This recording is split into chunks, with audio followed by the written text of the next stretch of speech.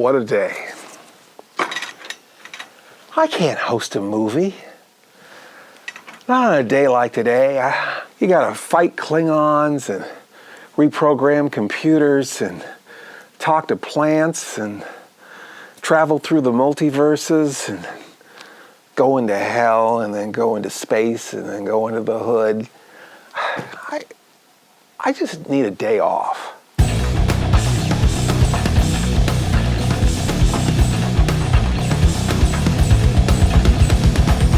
You're watching Cinema Insomnia. Mr. Lobo is burned out. We've been doing this since the 60s or so. There was Insomniac Theater, and then Cinema Showplace, and Video Insomnia, and Insomnia Tonight, and Up Late with Insomnia, and Up Even Later with Insomnia, and then Good Morning Insomnia, and then there was Silly Cinemas, and then Cinema Cinedome, something like that, and then there was Cinema A Go-Go, and then there was Cinnabon, and then Fanny Ann's, and Steak and Shake, and Freddy's Frozen Custard, and Olive Garden, and Papa John's, and oh, yeah. And now we're doing Cinema Insomnia, and we've been doing that for decades.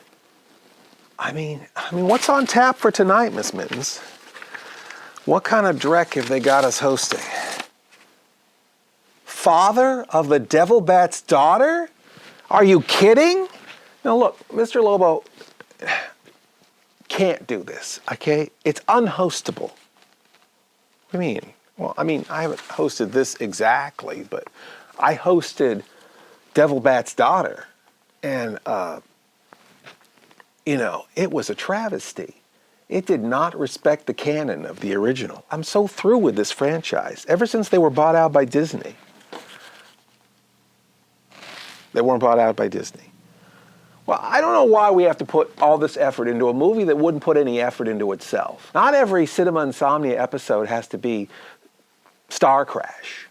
It doesn't have to be Super Turtle Destroys the Universe, or The Ghastly Love of Johnny X in Ghastly Scope, which was our most ambitious episode ever. I think we've done 2 more most ambitious episode ever since then, which doesn't make any sense because that means the most ambitious episode ever is actually the 3rd most ambitious episode ever. And if we make another most ambitious episode ever, that means the most ambitious episode ever is the 4th most ambitious episode ever.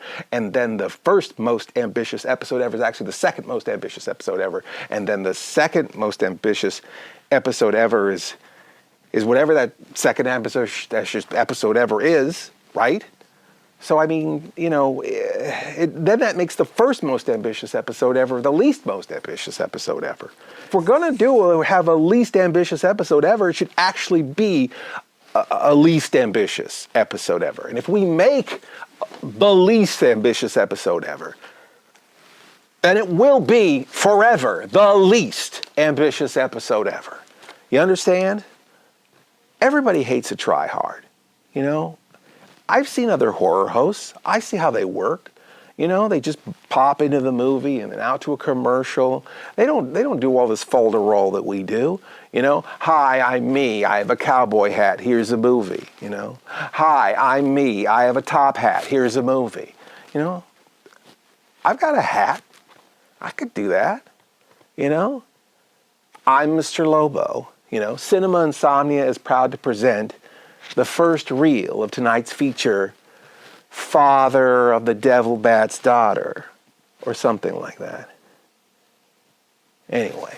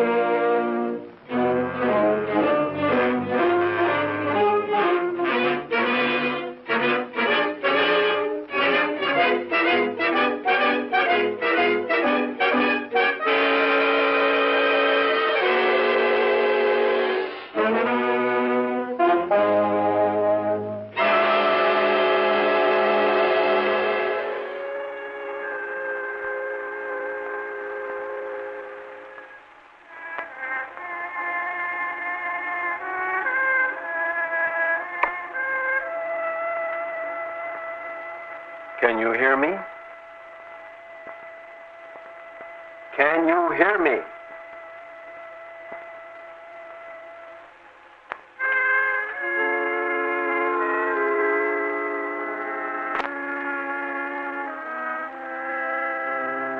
Yeah, ain't any chance of a mistake. That's her, all right.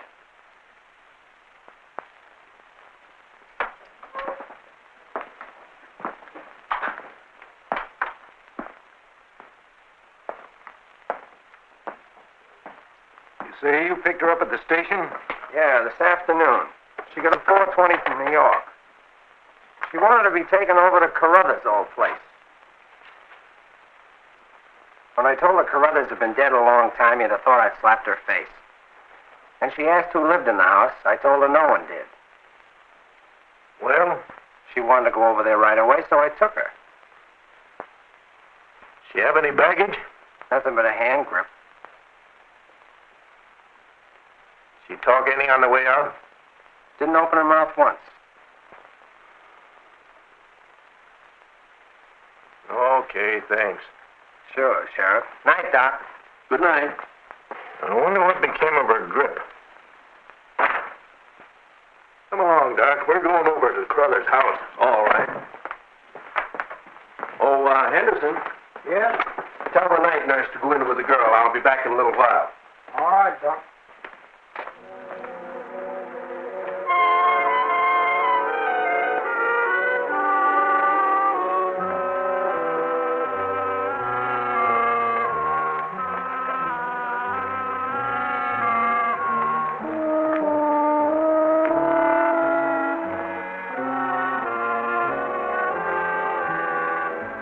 Devil Bat Carruthers guilty of murder.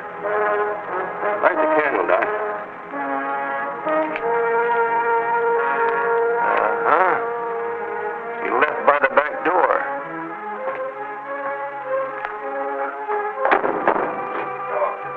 What's the matter, Sheriff? This must be her grip.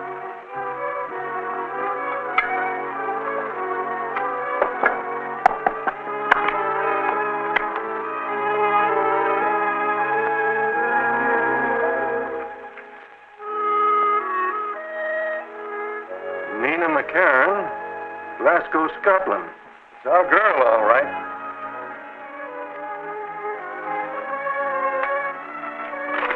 Here's a marriage certificate. McCarran. She's using her mother's surname. Josephine McCarran and Paul W. Carruthers. Paul Carruthers? Then the girl's the Devil Bat's daughter.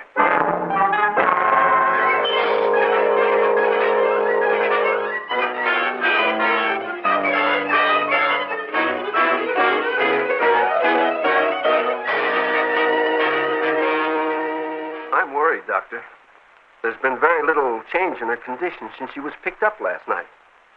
Now, as I understand you're a New York psychiatrist, I thought you might help her. After all, I'm only a small-town practitioner. I'm sure you underrate yourself, Doctor. Oh, Who did you say the girl's father was? Carruthers. Paul Carruthers. You recall his name appeared in the headlines of the press all over the country a few years ago. He was a scientist who came here to work in peace and secrecy. No one around got to know him. His work seemed to consist chiefly of experiments in cell growth stimulation. Now, how he achieved what he did, I don't know. But his work finally appeared in the form of gigantic bats.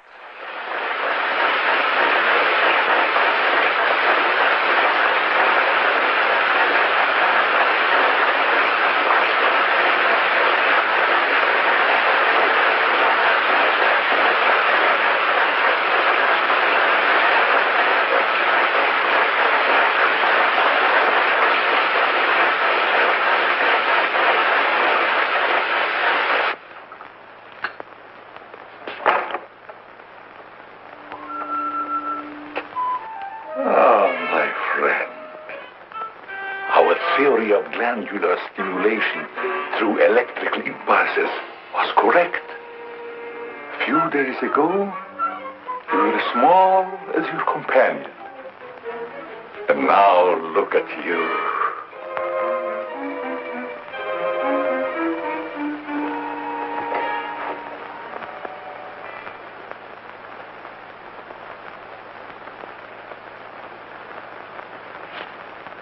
This is fact, Doctor? Well, the police records have all the details. You mentioned cell growth stimulation. I'd be very interested in seeing his notes and reports. Oh, no chance, Doctor. None were ever found. Very interesting. Somehow or other, the rumor spread that Carruthers was a vampire. So around here, they call him the Devil Bat. I don't wanna. I don't wanna. You saw it. Yeah, you know when I was saying it doesn't get any better than this? It wasn't a compliment. It does not get any better. And there's 10 more reels of it. Is one day off too much to ask? No. No, I will not. We will not toss out to a commercial break. You want me to say that? Cinema Insomnia will be right back? No, I won't say that.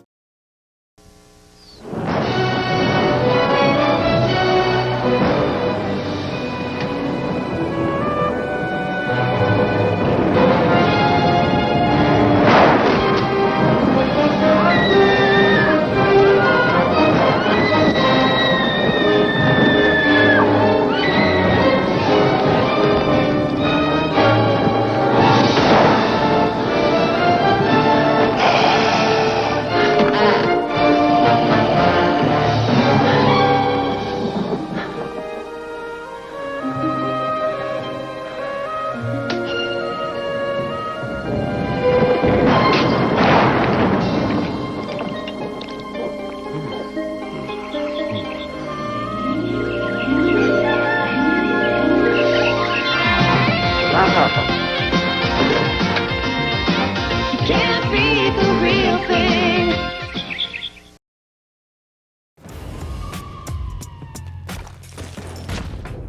What the? Death to he who sets a leprechaun free. Steal his gold. It will corrupt your soul.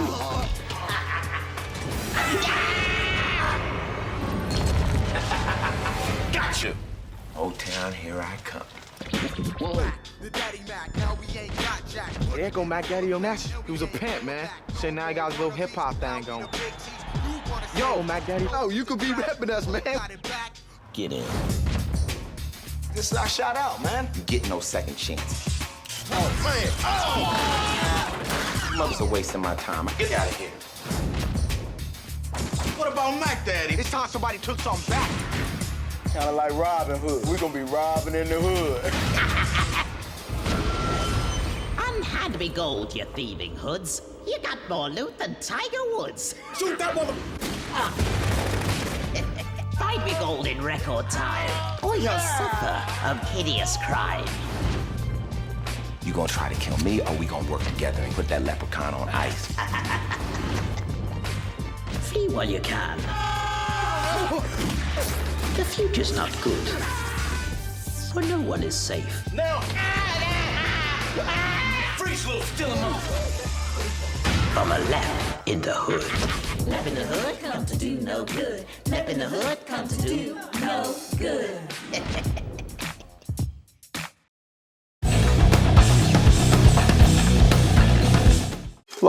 Look, Paul, you can handle this yourself, okay?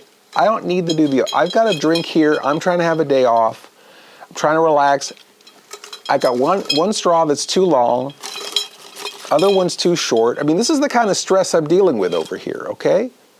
I don't have time to do the oath. Okay, you've done it before. Right, exactly. You just say, you know, tonight, in the case of this movie, I would say tonight's movie is slow, repetitive, redundant. It just seems to have the same things happening over and over again. Yeah.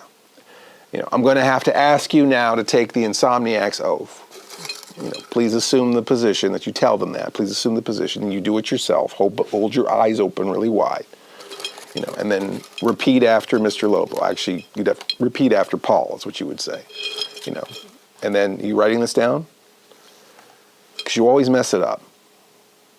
So, write this down. I, as initiated member of the Sleepless Nights of Insomnia, do solemnly swear to watch the movie, the whole movie, and nothing but the movie. So help me, Mr. Lobo. So help me, Paul. Yeah, you say Paul. You may stand down. You just tell them to stand down after, so they know to stop. Yeah, right. And then you just toss back into the movie. You introduce the movie again. Yeah. And now, Cinema Insomnia returns you to the Father and the Son and the Holy Ghost of the Devil Bad's daughter. Or whatever.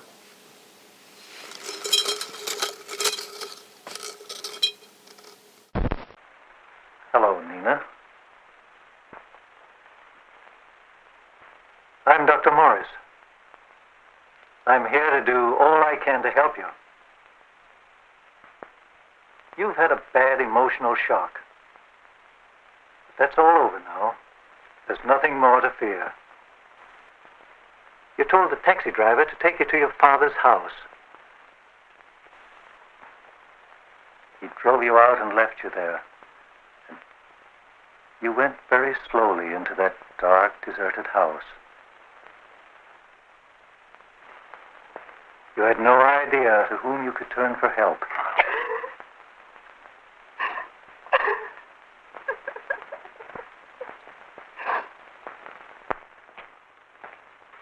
I must congratulate you, Doctor, on recognizing the possibility of a mental shock. You were right. Thank you.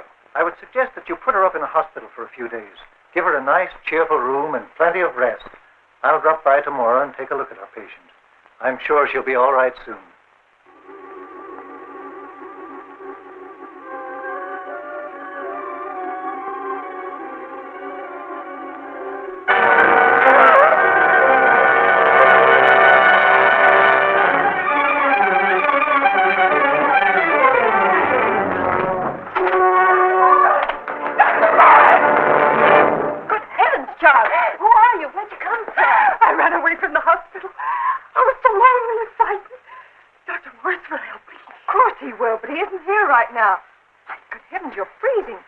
Upstairs and lie down.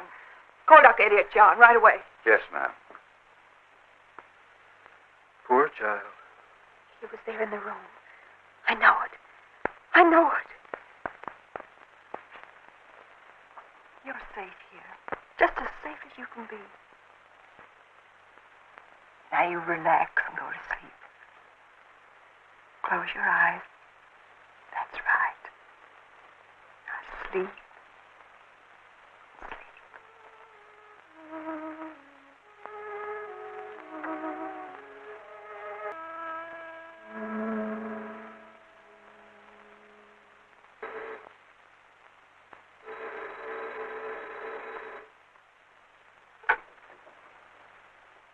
Yes, this is Dr. Morris.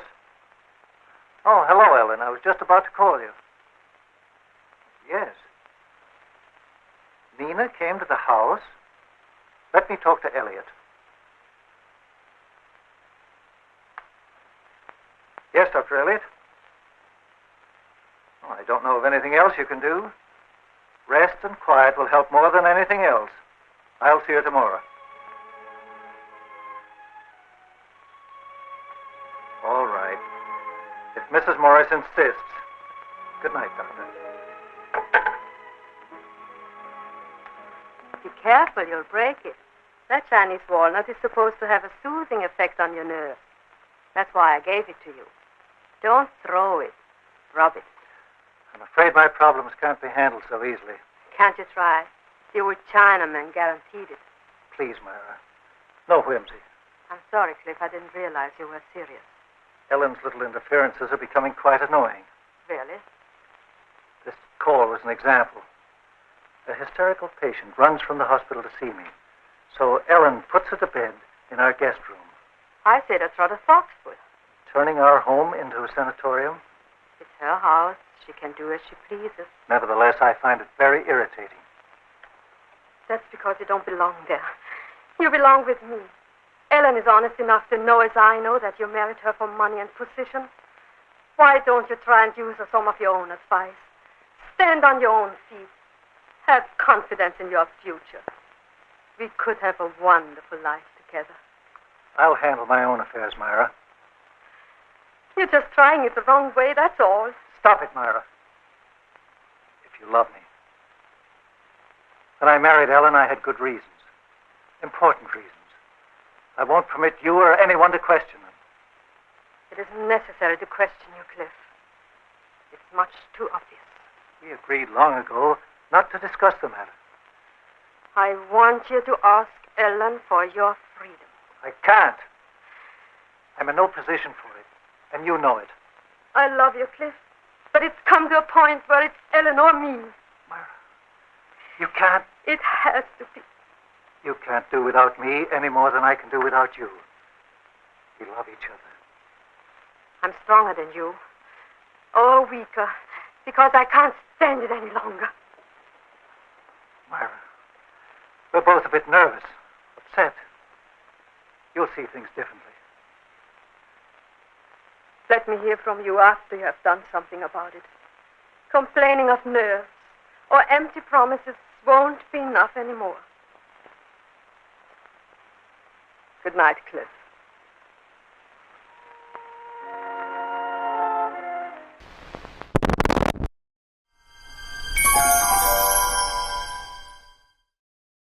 All right, welcome back, gang. I see you guys are all ready for the oath. You've got your spinners already in the chat.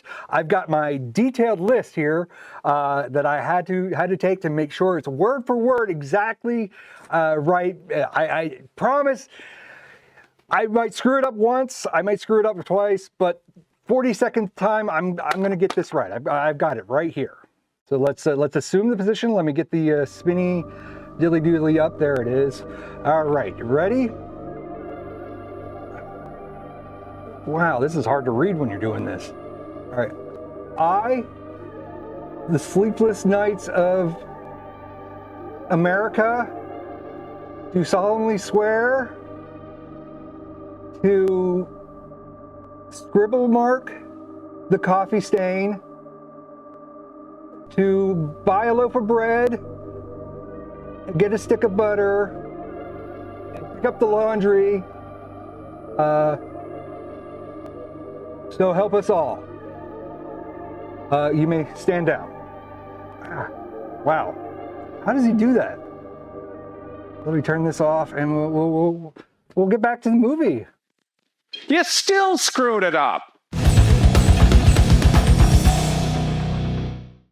Here comes Garfield. You better look out. I was just hanging around when suddenly I became a phone. Oh, hello, Grandma. If you're a fan of Garfield, you'll love the new Garfield phone. It's feature-packed with tone or pulse dialing I gave that up. and last number redial. Oh, I don't believe it. When you're talking, Garfield's awake. When you hang up, Bye. he goes back to sleep. That's better. The Garfield phone, available at Grace Brothers, phone shops and selected gift shops. As Garfield says, I won't answer to any other cat. Hurry, hurry, hurry. Join us live in the stripy tent of Twitch every Saturday night, 10 p.m. Eastern, 7 Pacific. Tune in early for our lead-in pre-show. See the amazing Wolf Boy and other sideshow freaks from your favorite misunderstood movies. See the mysterious and clinically depressed Harbinger. He died! See the pantsless bearded clam. You know, I do have a name. Join your ringmaster of ceremonies, Mr. Lobo himself. Why do you get to use your real name? Clam up, Beardo, and get back on your stool. and a revolving door of special guests to help present an episode of Cinema Insomnia in a way you've never seen before. It's strange, it's bizarre, it's obtuse, it'll change your life. It's Cinema Insomnia on Twitch. CinemaInsomnia.com/Twitch. Hey, can somebody check on Aaron?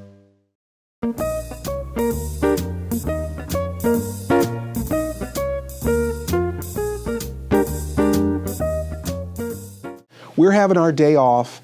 It's going to be all Guns N' Roses for the rest of the day. Okay, you know what? Let's do some drawing. I've been wanting to catch up. Mr. Lobo's been wanting to catch up on his drawing.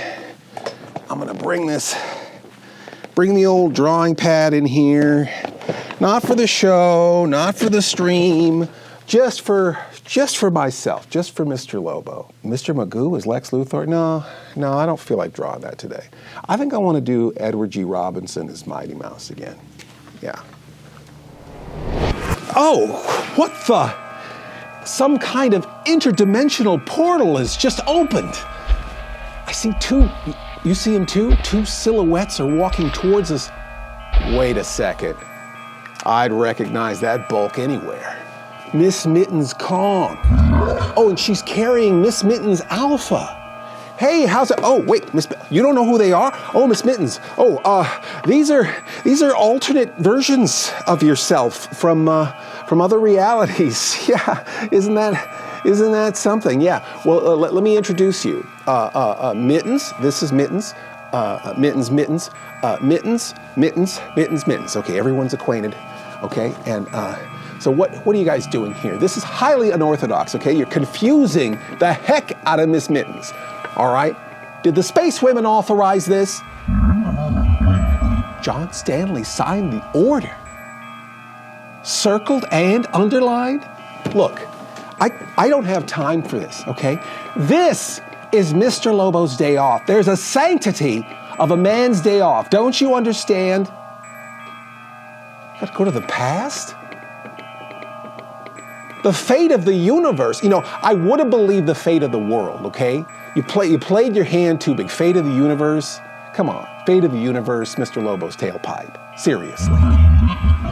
I have to meet with myself and inspire myself during my most prolific era? 2017? Really? 2017 was our most prolific era? That doesn't make any sense. It's all been downhill since then? What am I supposed to say to myself? I don't even like looking in a mirror, okay? Oh yeah, all right, Miss Mittens. Yeah, I do kind of like looking in a mirror. But I don't want to talk to myself, okay? You two can handle this. I would like to impart something. And I think this would make a big difference because I've been thinking about a unified. Okay? This is important.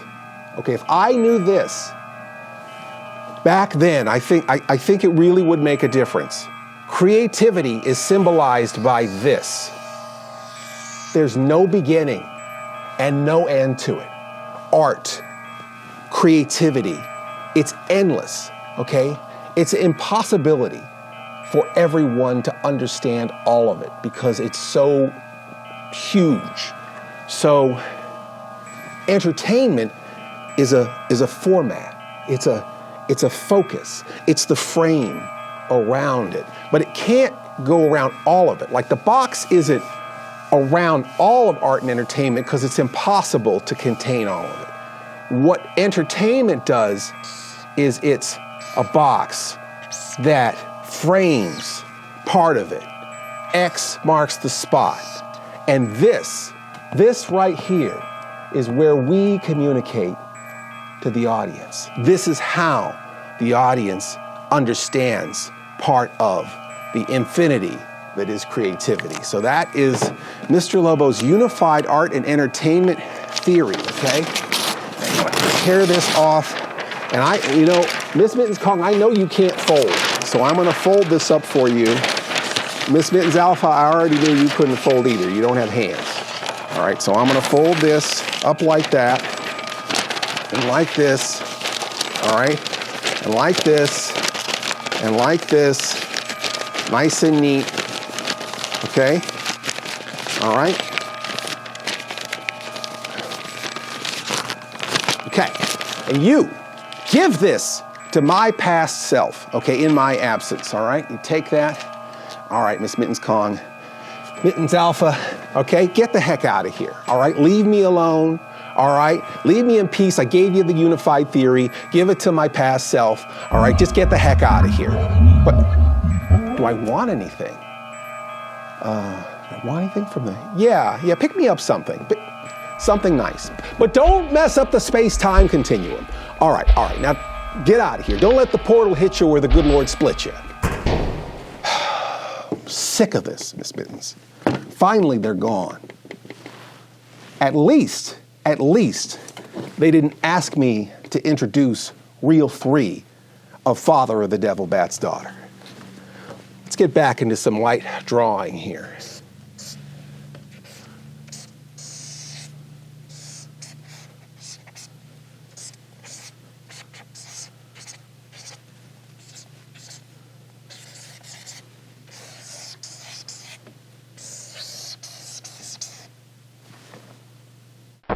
Dr. Elliot stay with her? Till the early hours of the morning. I'll take her back to the hospital. I wish you wouldn't. Why not? Well, I'm not a psychiatrist, dear, but it strikes me that Nina is badly in need of a little love and affection. She's so alone and so frightened. What's wrong? Not a thing. I'm always very interested when people are prescribing for my patients. Why, nothing was further from my mind. Oh, Cliff, please. If it's at all possible, let her stay. As you wish, Ellen.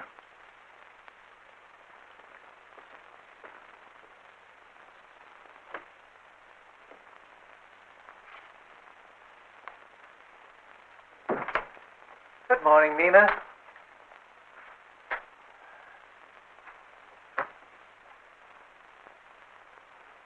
I'm very anxious to hear why you ran through the night to see me. All I know is I wanted to see you. I don't remember why. I don't remember. You were very frightened. Tell me why.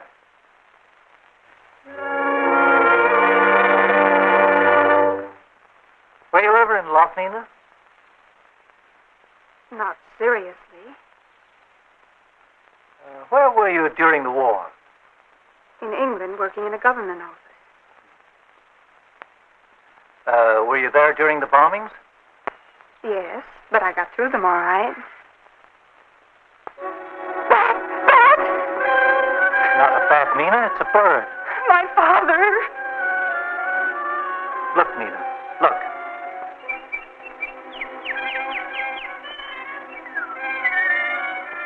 The bird is gone. Sit down, Nina. Now tell me about it.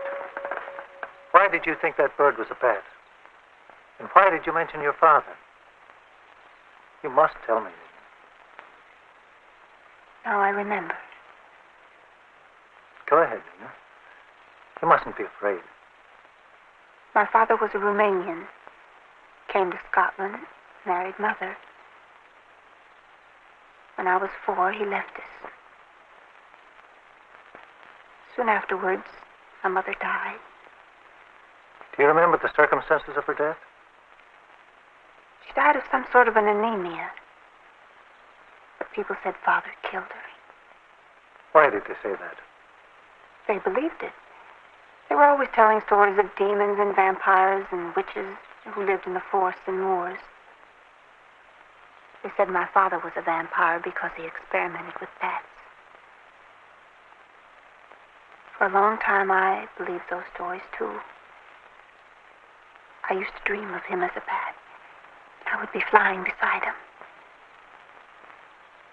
Of course, as I grew older, I realized how childish that was.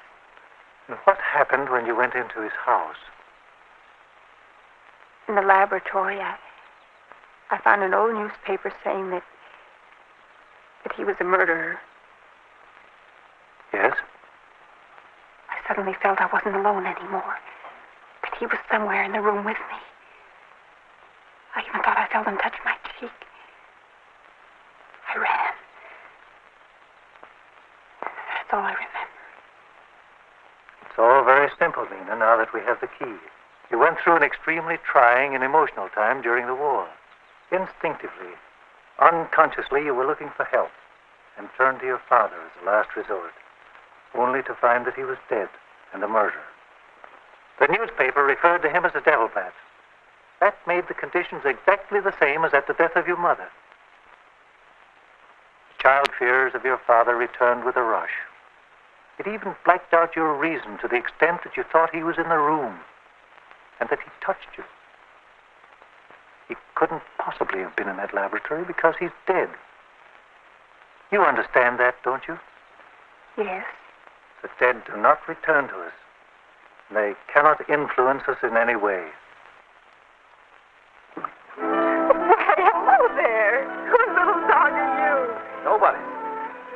That is, he sort of adopted me, didn't you, Joe?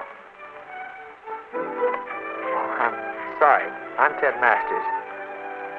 Mrs. Morris is my mother, and Dr. Morris is my stepfather. Oh, of course. I've seen your picture. I'm Nina McCarran, a patient of Dr. Morris. Oh, you are?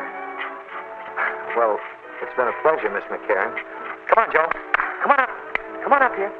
Come on up here. Well, see you later.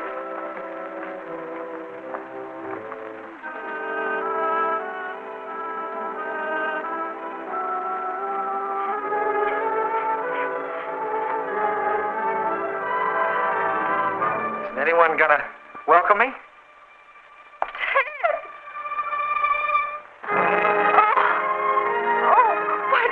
Know you were coming. We could have met you in New York. I wanted to surprise you. How long are you going to be home? I'm on terminal leave. I'll be out of the Army in 30 days. Oh, wonderful. Oh, I want you to meet a friend of mine. Come here, Joe. Come on up.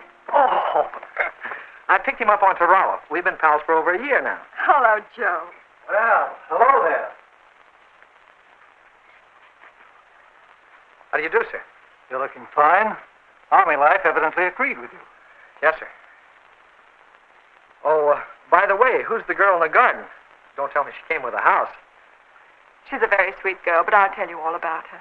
Didn't you have any luggage or anything? Oh, yes, sir. I have a cab waiting. I'll help you.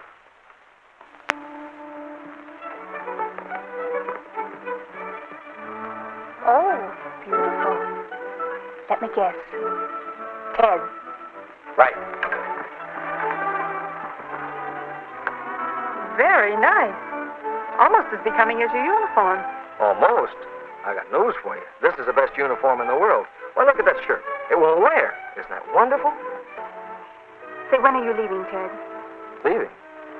Well, yes. Don't you remember you said that the first thing you were going to do was buy new clothes, and then you were going on a long fishing trip? Oh, that. I can't. Why? Well, I called the fishing hole the other day, and the particular fish I was interested in isn't there anymore. Somebody caught him last year. It's just as well, though. We were getting too friendly anyhow. Oh. Well, don't you know any more fish? Oh, sure. They can wait. You're hopeless, Ted. Yeah, I guess so. I'm awfully glad you're staying. So am I. Oh man, you know, you never remember to forget the forgettable taste of generic peanut butter. Remember the old ads? Choosy moms, choose whatever. Generic peanut butter. This would make a great addition to our bug out box. You know what a bug out box is? Oh man, we got to make a PSA. Everyone has got to have their survival kit. You know, when everything goes south and you got to get out of there, you know, those doomsday preppers aren't as crazy as you might think. And if this is fresh, this would be a great thing to have because I believe that the half-life of generic peanut butter is 26 and a half years. A lot of people don't know that because it's not true. Look, it smells good. There's something in it. Oh, look at this. It's a Chinsei knife. You know, you can cut a tin can as easily as a tomato. Mmm. That's delicious. Mmm. That's delicious. Mmm. Yeah, that's delicious. Mmm. It's still delicious. Mmm. What? Oh, the bug out box. Oh, okay.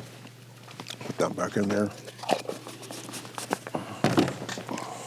This is Mr. Lobo's End of the World Survival Kit. We had a lot of near misses, you know. There was X-Day.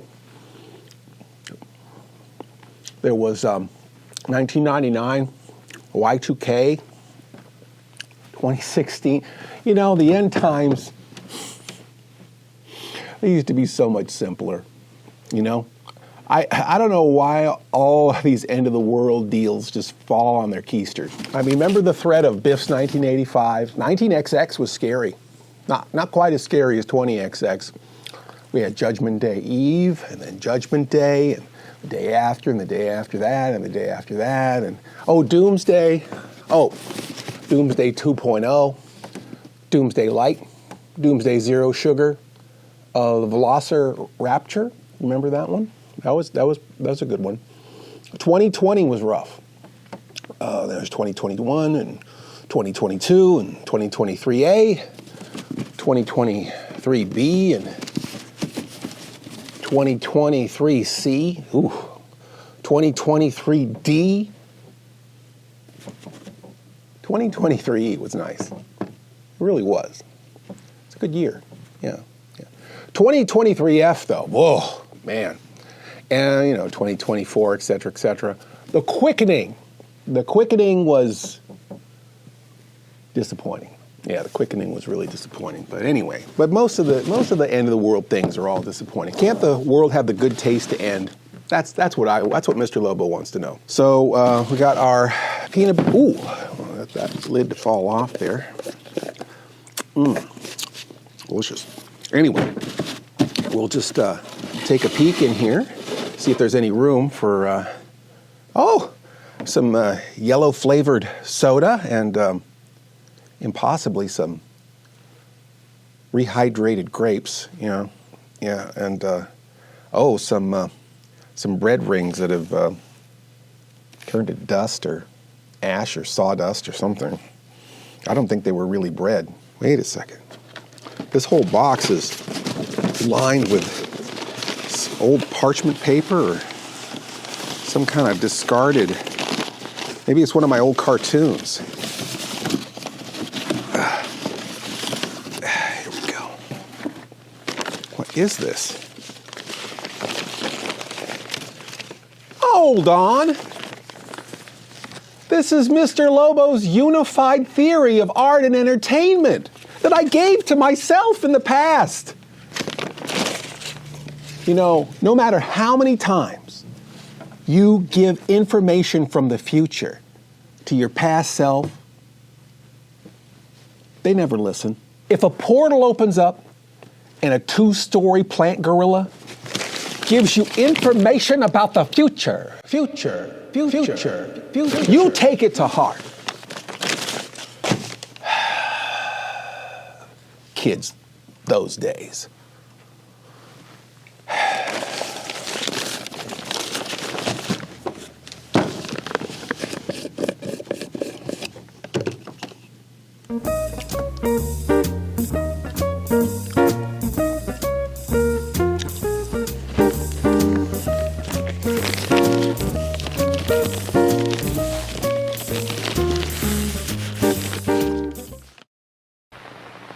Mrs. Heinzelman has been buying the same brand of peanut butter for 10 years. She thinks it's best, but with the labels of the 3 leading brands hidden, can she pick it out?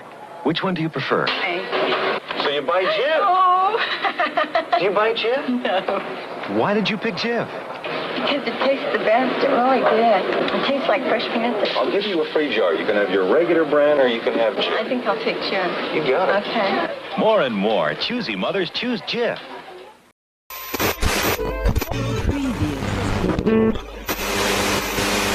You're not dreaming. You're listening to an ad for the Sleepless Nights podcast.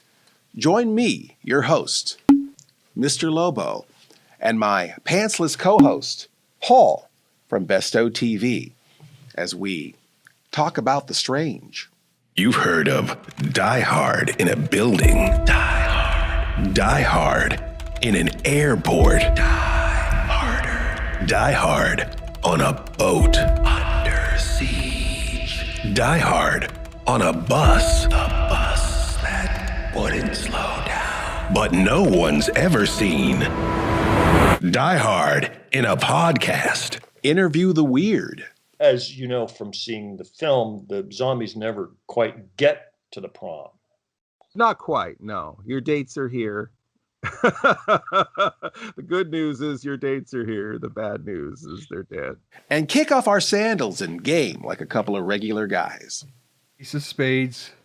Queen and an Optimus Prime. 2 gold dragons. Gold dragons. Okay. Do you want to be hit? Should I hit you? I guess I'll draw a card, right? Okay. I'm going to go fish. You can go ahead and draw the card. Mr. Lobo commands you to listen to the Sleepless Nights podcast on Patreon, Spotify, YouTube, 2 cans and a string, or wherever you listen to your favorite podcast. Finally, a show for us night people. It's the 3 a.m. conversation, anytime, day or night. It's the amazing Shinsei knife, the sharpest knife ever made. Its serrated edge is made of unbreakable space-age material that never rusts and never needs sharpening. It can cut through the rock-hard scales of a Chinese alligator and still go through a tomato like this. Try that with your old rusty junk drawer shank. Forget it, it's so dull you won't even break the skin. How much would you pay for the culinary secret weapon used by world-famous chefs and food-making professionals? Similar knives sold at trade shows go for almost $30. But wait, there's more. You'll also get the Shinsei kitchen utility knife. Watch how it melts through these police-issue handcuffs as easily as it cuts the cheese. Now how much would you pay? We'll even throw in a complete set of Shinsei steak knives. You'll also get this lovely Shinsei paring knife, the Shinsei butter knife, and our patented fish scaler. If you order now through this special TV offer, we'll double your order. That's right, you get 2 original Shinsei knives, 2 kitchen utility knives, 16 steak knives, 2 paring knives, 2 butter knives, and 2 fish scalers. Everything you see here is valued at over $300. But you get it all for not $79, not $49, not $29, but for the amazing low price of just $129.99 plus shipping and handling. Plus, if you call within the next 20 minutes, we'll give you this handy pocket meal wrangler absolutely free as our gift to you. This offer is not available in stores, so order your amazing Shinsei kitchen cutlery system now. I said now, damn it!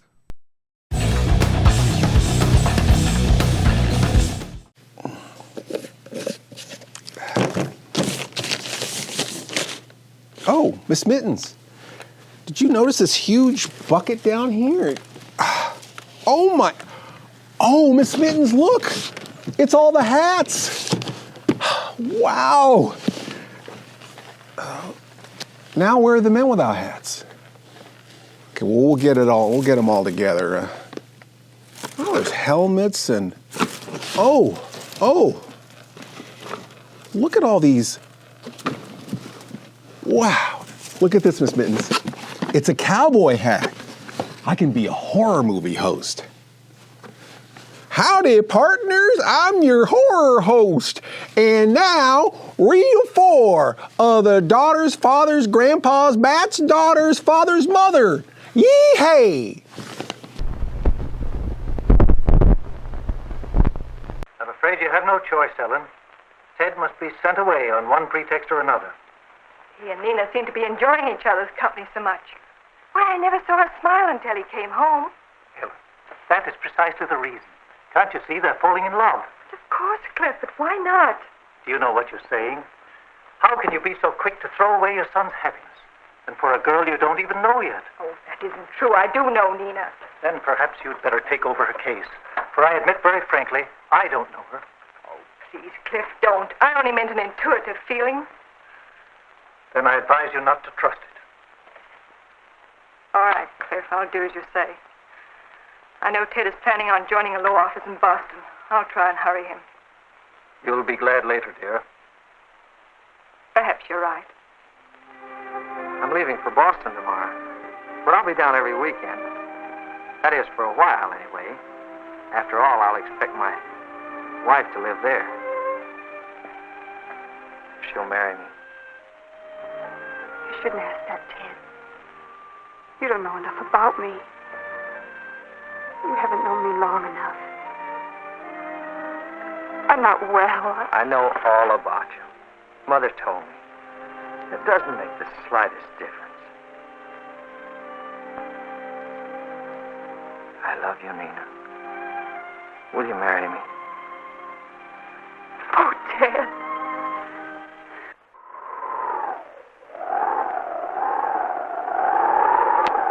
Come on, Joe. Nina has to go to bed. Won't you let him stay with me? Ted said he could. All right, Nina.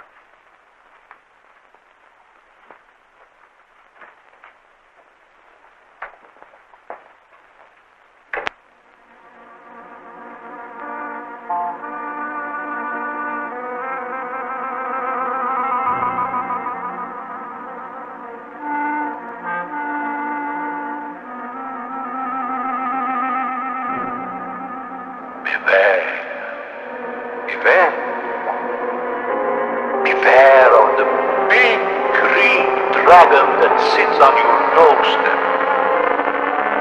He eats puppy duck tail, big fat snake. Beware. Big egg. Beware.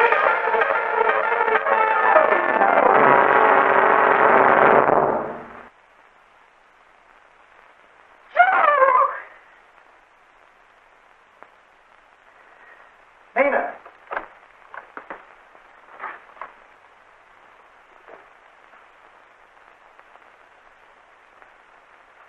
He's dead.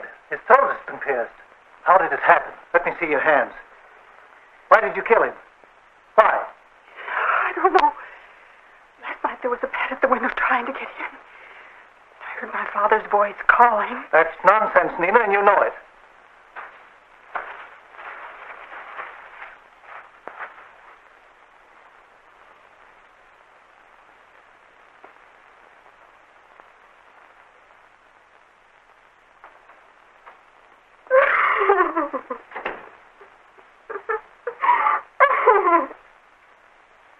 But why?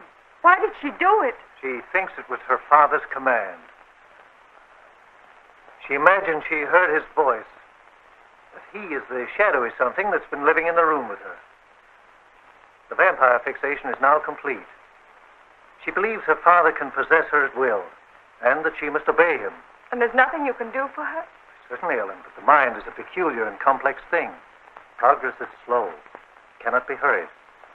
At this point, she's dangerous. I can't allow her to stay here any longer. I know a private sanatorium in New York where she can be cared for properly. I'll take her there tomorrow.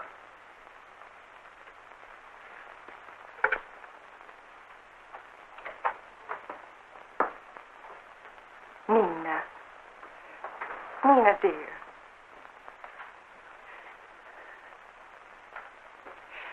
What's to become of me?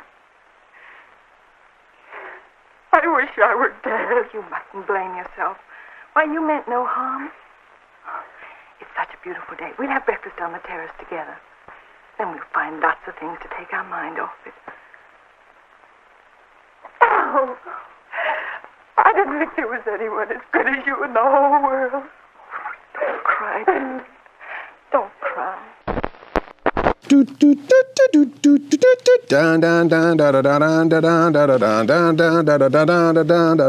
can dance if you want to.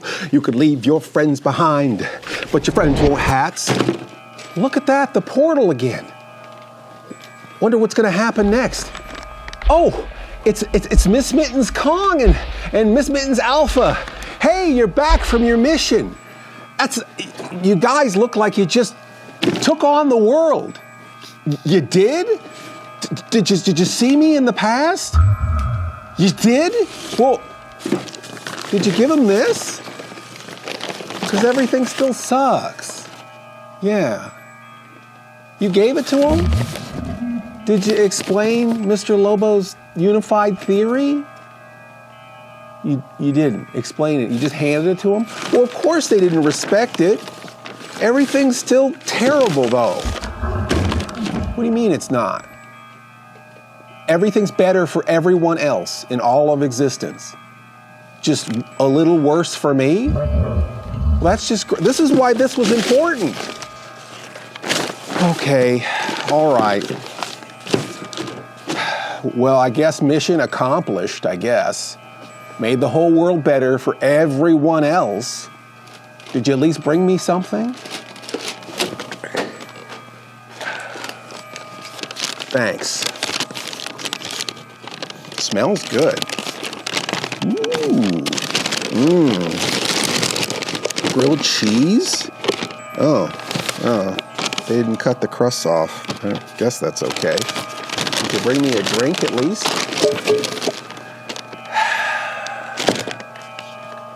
Mr. Lobo's gonna fill this up. Cowboy host Mr. Lobo will be right back. Hooty hooty hey, woohoo!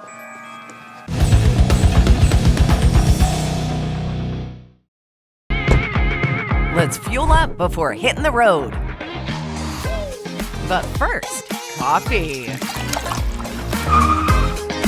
Rudders up ahead? Let's smash those cravings. Rudders has whatever you need. Rules of road tripping. Passengers must hand fries to the driver. On the road again. The last Rudders stop.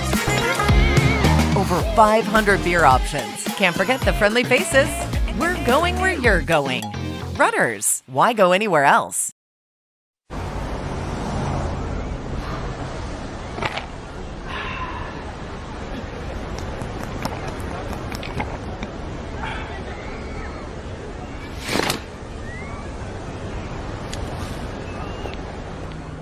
We can dance if you want to. We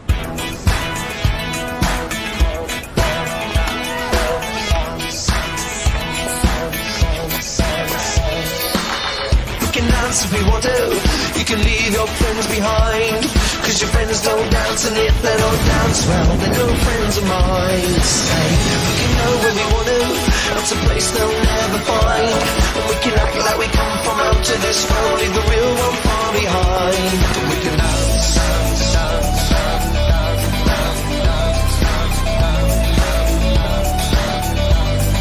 Llénate de vida y disfruta el sabor natural de Lipton Iced Tea. Lipton Iced Tea, bueno por naturaleza.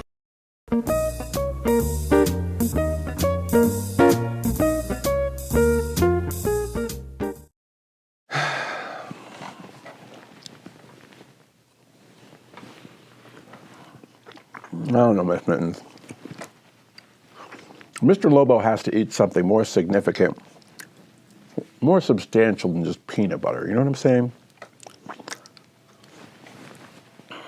It's almost dinner time. We need a real meal. You know? I'm a big movie host. I need a big hungry man meal. You know what I'm saying? Something with more meat on the bone than peanut butter. No, not that either. I don't feel like cooking. Too much work. Too ambitious, right? Got to stay on brand. You know, I was just thinking something simple. Something just non-pretentious, simple, easy, bachelor food, you know? Girl dinner, you know what I'm saying? Bowl of cereal, right? We'll have a nice bowl of cereal. You feel like a bowl of cereal? You know what? I just remembered. I think we've got some old cereal here in the bug out box. Let's see what kind of cereal we have in here. I think we do have cereal. Oh, look at this. The family size Monster Mash cereal. Monster Mash cereal. It contains all of your favorite classic Monster cereals all mixed together, and Carmella Creeper. Yeah. So we'll have a little bit of that. Oh, look. There's some horse and milk in here from Lap Farms. From our lap to your table. Expiration date, a little suspect, huh? Oh, here we go. Use before the Great Ape Revolt. I don't think we've done that one yet. So might still be good. Ooh. It's got a nose to it, but it says it's still good. So They can't. Labels don't lie. So we'll go ahead and we'll try. You probably won't even taste that tinge once you pour out the cereal. Oh, well, this is convenient. Bowl, napkin, and spooning. Okay, just a nice brimming bowl. Nice hearty brimming, bowling, hearty and,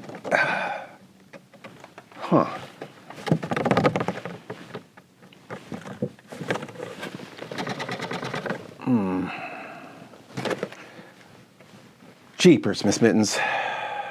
Looks like we're out of cereal. We're almost out of milk too, so you know what, maybe we should call Grab Dash. Maybe Countess Blood Sugar can drive some over, huh? You know what? Mr. Lobo has a emergency backup phone inside the bug out box, just in case of emergencies. And luckily, we downloaded the Grab Dash app onto this phone before I put it in there, so. Oh, what? What do you want? Special water? Okay, I'm making the grocery list. Milk. Monster Bash? No, Monster Mash cereal. And I don't think they're going to do your special water. Now, flashing red. We can't order that through Grab Dash. Sorry. Okay? So we're just going to get the milk and the cereal and looks like they're en route. 9, what? No, keeps changing. I don't know how many minutes, but they're going to be here soon. All right, so just hang tight.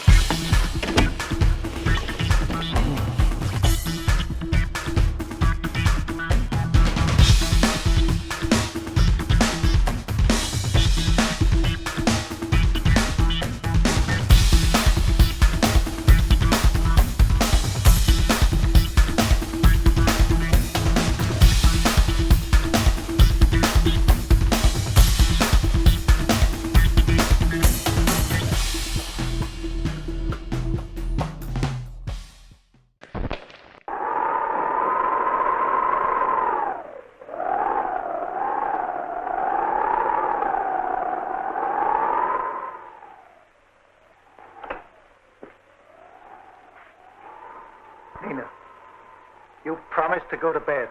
I was in bed. I couldn't sleep. You get right over there and try again.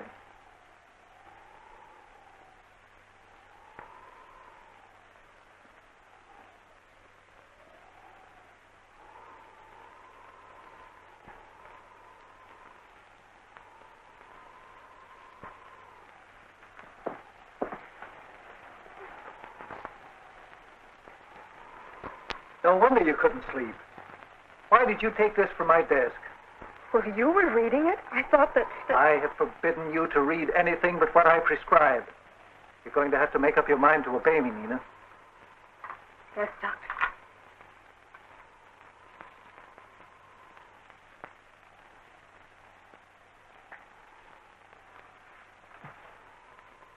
I don't want them. I don't want to sleep. I'm afraid. I have plenty of them. Here, take these.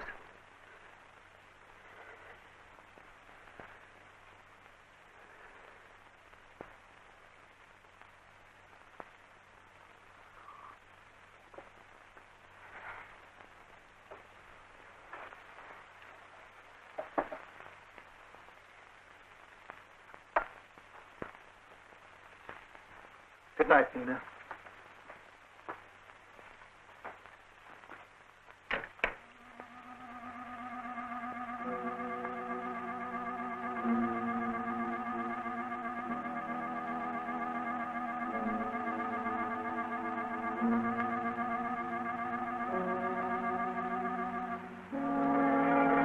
Pull the string. Dance to that. Each one is created for. Pull the string.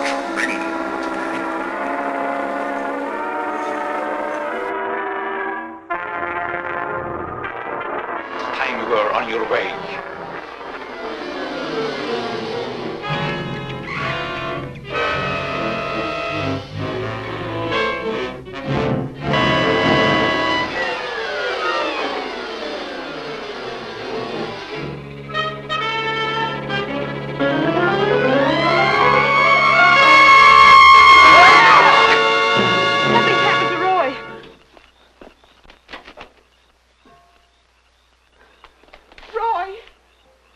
I better call Dr. Carruthers. Oh, please hurry. There's nothing I can do. You mean he's dead? Yes, I better call the coroner. You think it's murder? I don't know. I never saw anything like it before.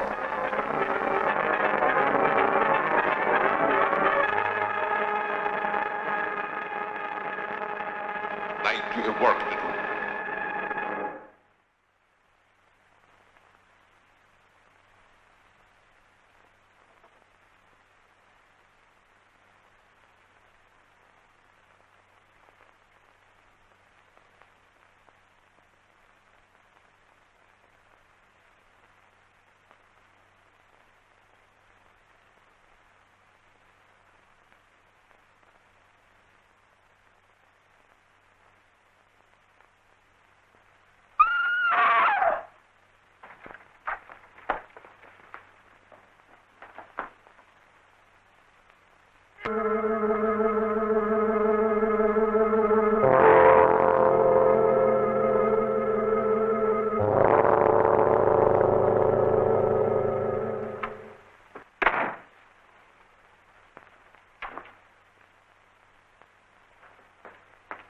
Ted, I can't tell you how sorry I am.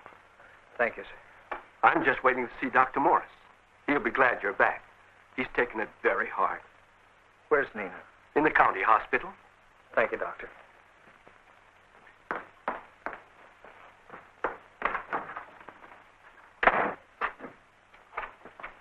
You may stay 15 minutes. Why did you come?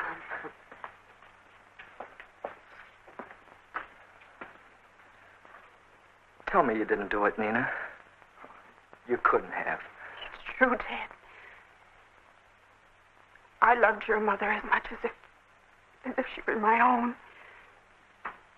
And I killed her. I won't believe it. I simply can't. I even killed your little dog. Oh, Nina. Don't touch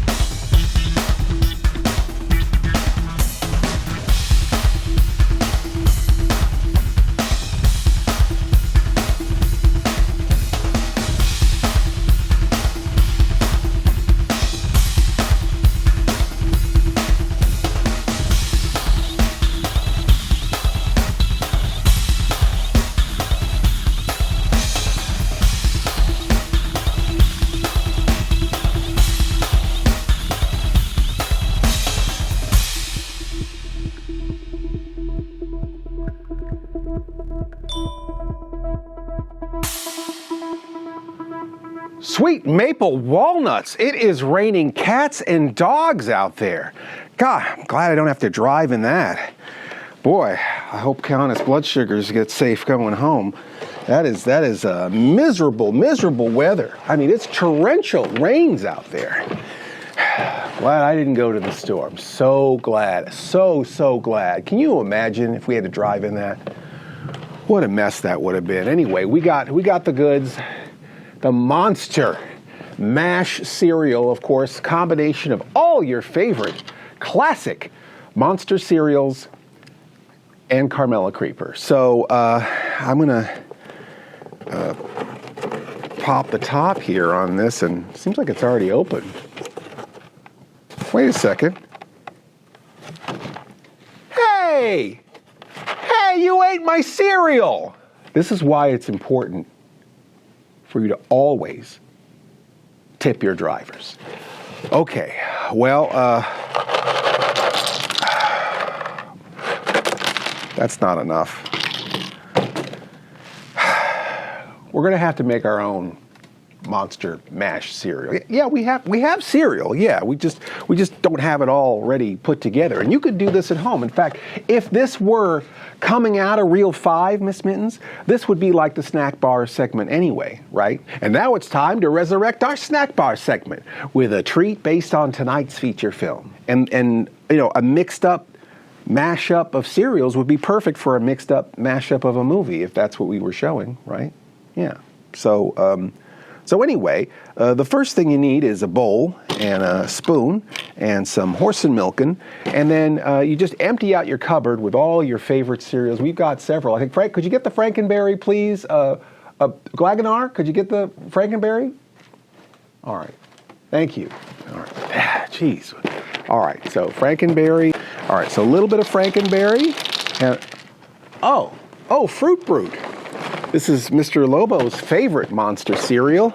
I love Fruit Brute. Oh, this has got a little hair in it. Hold on, Glagonar. Just one second. We'll add the second layer here with some Fruit Brute. Is that even Fruit Brute? Okay. Count Chocula. Yes, he is, of course, I would say he's the number one of the monster cereals. And in every industry, hold on a second.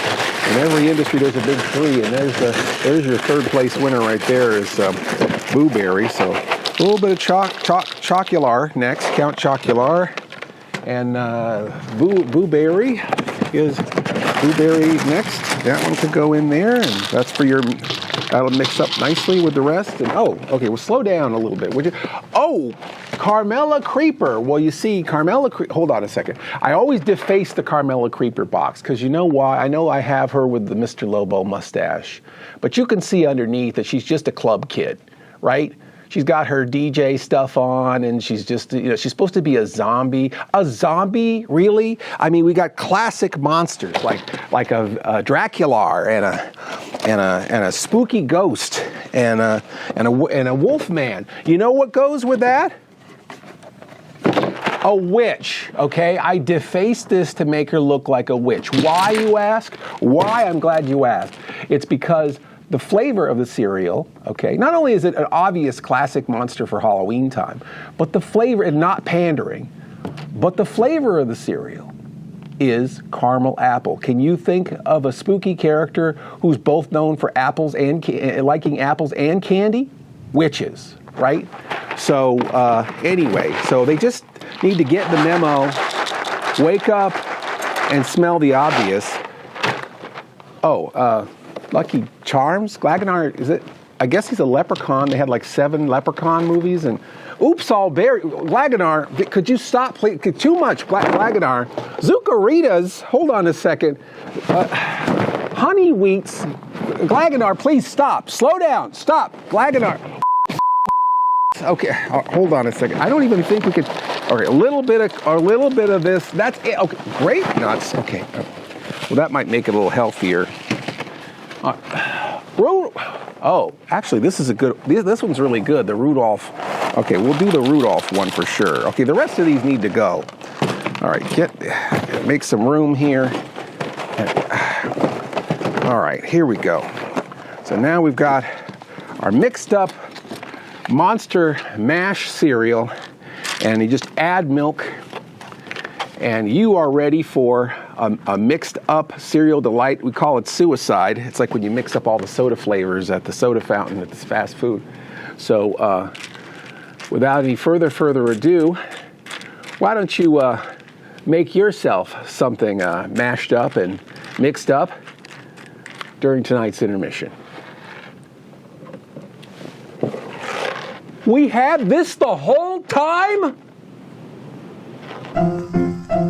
Let's all go to the lobby. Let's all go to the lobby. Let's all go to the lobby to get ourselves a treat.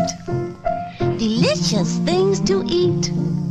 The popcorn can't be beat. The sparkling drinks are just dandy. The chocolate bars and the candy. So let's all go to the lobby to get ourselves a treat.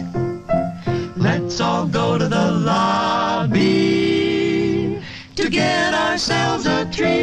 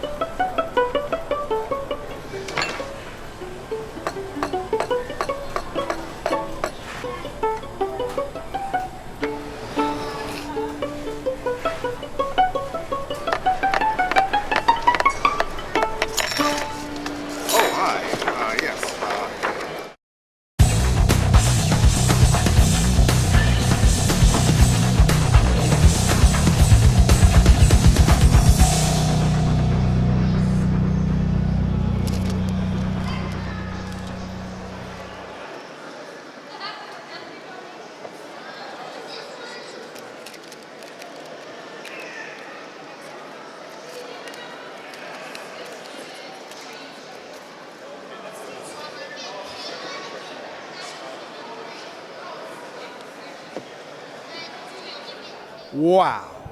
The excitement, the thrills, the world of Baltimore Comic-Con. We are here in Baltimore, Maryland, with some of the greatest comic book fans in the world.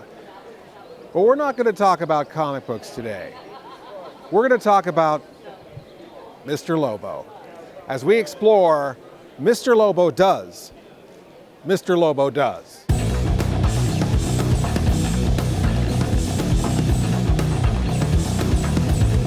We've done a lot of these now. Bestow TV has, we've done what, I don't know, 40, 50, 60 of these, I think, are in the archive.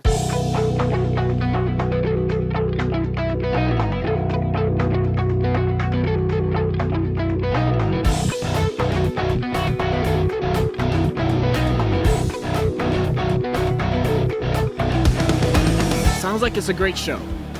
I'm glad that you think it's a great show, and that from what you've heard, it seems like it's a great show. Exactly.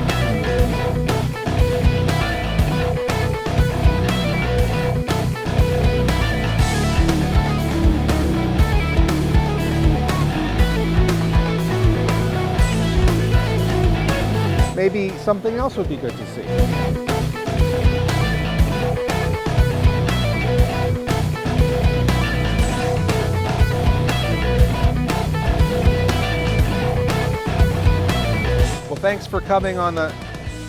Thank you for coming on the program, Daredevil. And thank you for joining us for Mr. Lobo Does, Mr. Lobo Does.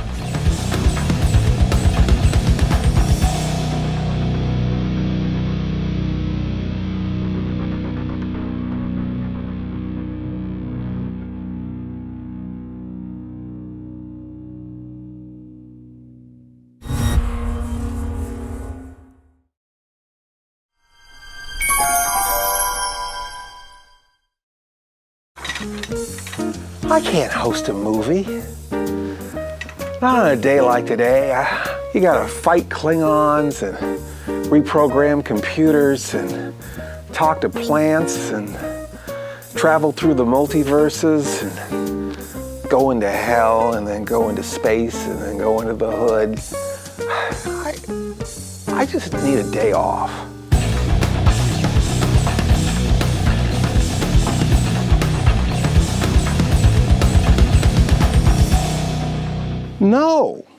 No, I don't know why you'd have Glagonars set up the lights in the studio anyway. They're colorblind. It's not like they can't tell one color from another. They see on a totally different spectrum than we do. Yeah, and Mr. Lobo's hair light has to be blue. Yet, oh wait, there's something up here. It's a key. Cool. But while I got you on the phone, let's talk a little bit about what happens after intermission, because you're probably about to come back out into the restart, right? What we usually do is we summarize tonight's movie. Yeah, do you think you could have Gal print you up some data discs? Gal has grid mites. Okay, well, you certainly have a copy of John Stanley's Creature Features movie guide. You don't? Okay, well, I have my copy here. Let me read you the entry. You know, it might be good to recap all three movies, right? Let's see here. Devil. Let's see. Devil Dog, Devil Commands, Devil Doll, Devil Wears Prada, Devil and Daniel Mouse, The Devil and Miss Jones, Deviled Eggs, Devil's Food Cake. Here we go. The Devil Bat, 1941. Depressing reminder of Bela Lugosi's plummeting career in the 40s. Ouch, John. Whew. This PRC release stars him as a mad scientist who trains a killer bat to carry out his bidding. Lugosi guides the night flapper to the target by giving the victims a special perfume. That's what he has for the first one. Yeah. And then for the second movie, The Devil Bat's Daughter, 1946. Rosemary LaPlanche, a one-time beauty queen, believes she is possessed by the spirit of her father, who presumably turned into a bat when he died. Yeah, he died! Yeah, Bela Lugosi's dead!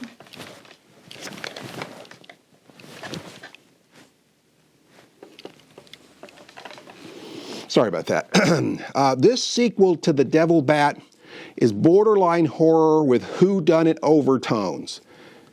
It wasn't the butler, but you won't have much trouble figuring out who is guilty due to no subtleties from the producer-director Frank Wisbar. Wow, John, what an indictment on these two movies. Yeah. For the one tonight for Father. Okay, let me see if I can find that. Father of the,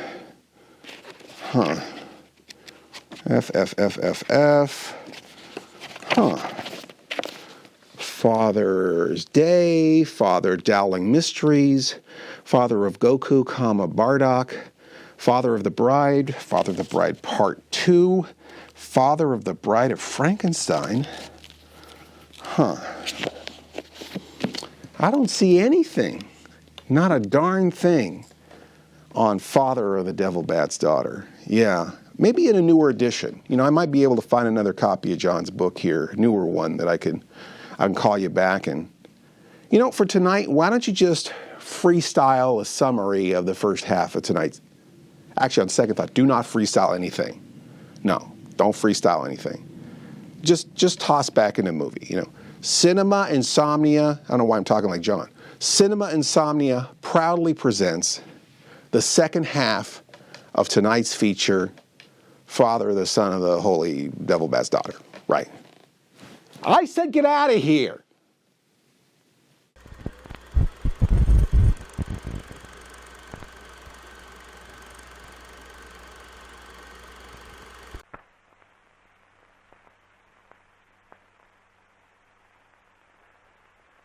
"6 days until the trial. 6 days to prove she didn't do this thing. I don't know much about the workings of the mind, Doctor. Tell me, is it possible for a person to commit a crime in their sleep? Well, medical men have reported such cases, yes. But only where the criminal impulse is present. That couldn't be the case with Nina. I don't know. You're liable to run into a little prejudice there. You see, the prosecution will undoubtedly claim that she has inherited tendencies from her father, based on the fact that 3 murders were charged to him through the bats he developed. Well, did he ever confess? No, he was dead when they found him, killed by one of his own beasts. Is anyone carrying on his experiments? No notes or reports were ever found. No papers of any kind. So whatever he knew about cell growth stimulation died with him. You know the old Carruthers house, don't you, Doctor? Yes, been there several times. Well, let's go over there. Now. I'd like to see the place. Well, it's on my way home. All right. Come along.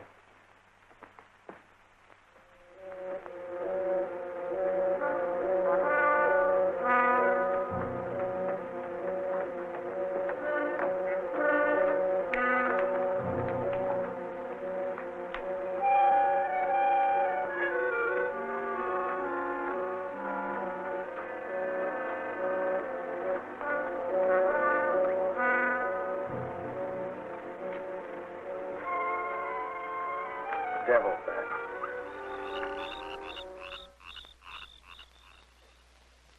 Just a minute, Roy, and I'll be with you.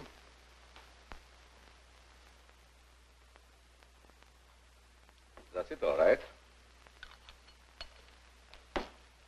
Now, what can I do for you? Mr. Morton and Dad had planned a little surprise for you. A surprise? It's in here. Well, let's see what it is. $5,000. Just a little token of the firm's appreciation. Well, it's awfully nice of you, Father, Mr. Morton. Thanks. Good night, Doctor. Goodbye, Roy.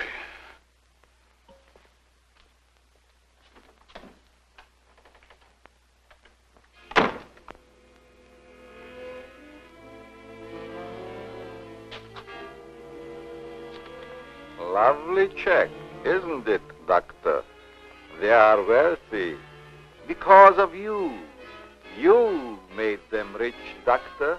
It was your formula. Tonight they gave you $5,000 and wanted you to come down to their house and thank them for it. That was your money they gave you, like a bone tossed to a faithful dog.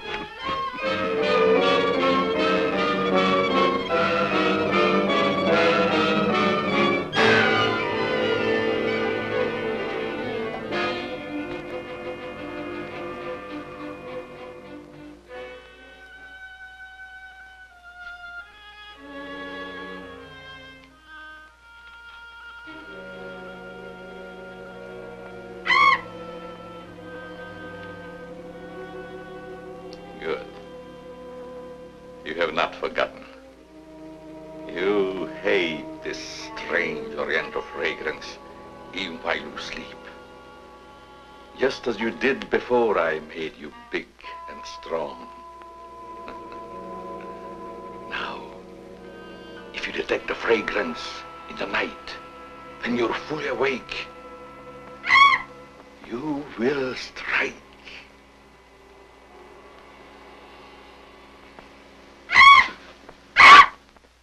Yes, you will strike to kill.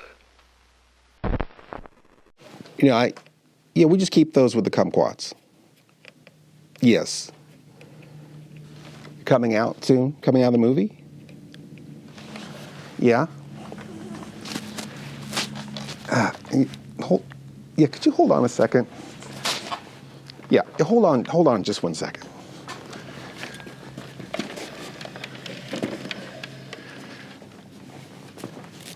Okay, that's better. Yeah, hello. No, it's really simple. You just say, Cinema Insomnia. We'll be right back.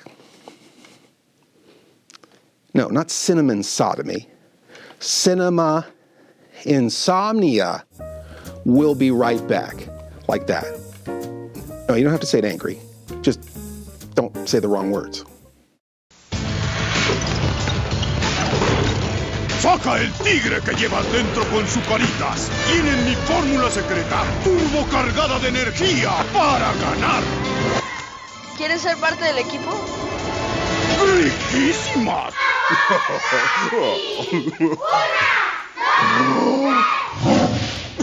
¡Es mi cumpleaños!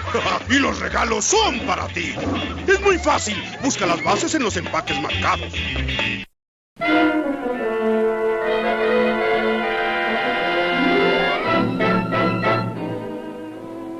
Let no one leave.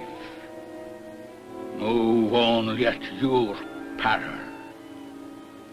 We will not stop until we have discovered the vampires who seek the life of this beautiful girl and her lover. Watch out! They may be hovering over you, or you, or you! Danger stalks through the night. No one is safe.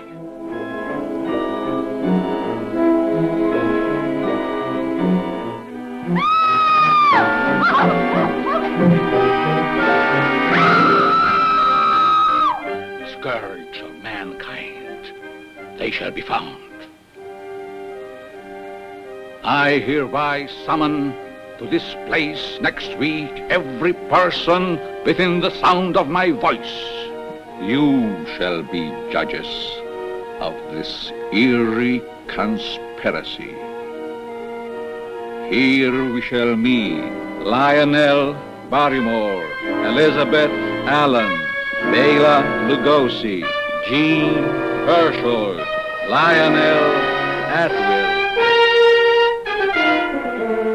Mark of the Vampire.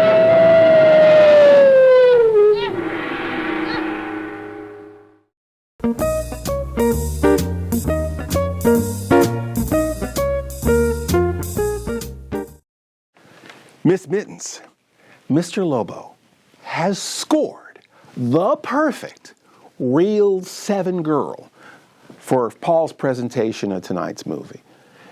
They're going to have a great time. I pulled some strings. okay?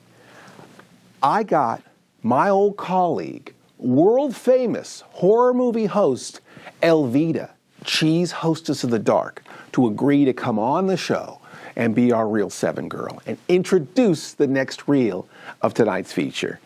It's going to be great, you know. Paul will do the pre-interview, she'll toss to the movie, and yeah, I'm jealous.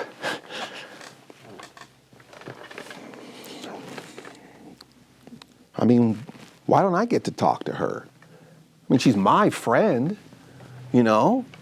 I'd like to talk to her. I mean, I'm the producer. It's my show. I'm the host. You know what? I'll call her. I'll call her, you know, just to make sure she knows how to get there and to do like a pre-interview and see if she's ready for tonight to be the Reel 7 girl. So, okay. There we go. There we go. Okay.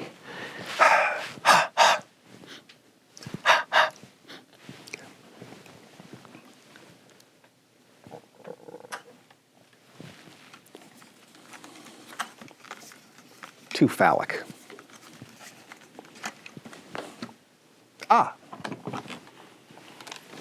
Now this is a telephone worthy of a horror movie hostess.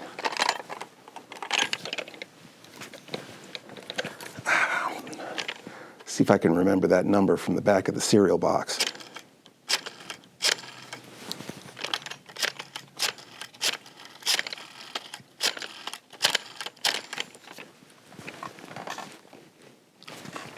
Oh. Menu options.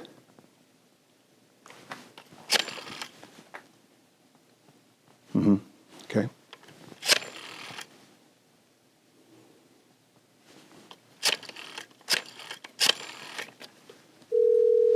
It's ringing now.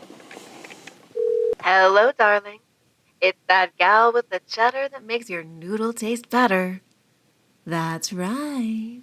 It's little old me, Elvita, cheese hostess of the dark. Wow! Elvita, it's really you. The queen of the scene. The host of Cheesy Movie Mac herself. This is Mr. Lobo. I thought maybe we could go over everything, do a pre-interview, and make sure you're ready for your appearance tonight as the Reel 7 girl. Yes, Mr. L. About my appearance to introduce the reel, I was gonna say something like, and now Cinema Insomnia serves up Reel 7 of tonight's cheesy feature. The father of the devil bat's daughter. What a pro. That's perfect. But unfortunately, I have an important meeting with the Dairy Council, and I won't be able to be on your show this week. What? Why? This has been a recording. Please leave a message after the tone. Unpleasant creams. Cheesy dreams. Chatter with sweet cream. Good night. Cheesiest dream. This is the first time I've ever been invited anywhere and asked not to shave until after I get there. I wanted to observe your exact reaction when you tried the lotion. Oh, now I understand. I want this lotion to be perfect before turning it over to you to be marketed. Here. It's a little strong. That'll make the customers think they're getting their money's worth. Oh, that feels great. Very soothing. I don't think you ever use anything else. Well, we wouldn't want to market anything we wouldn't use ourselves. That almost smells good enough to be used as a cologne. Oh, what's the matter, Doc? Can't you stand your own lotion? I have a violent dislike for perfumes. Oh, I'm sorry. All right, Tommy. Good night, Doc. Goodbye, Tommy.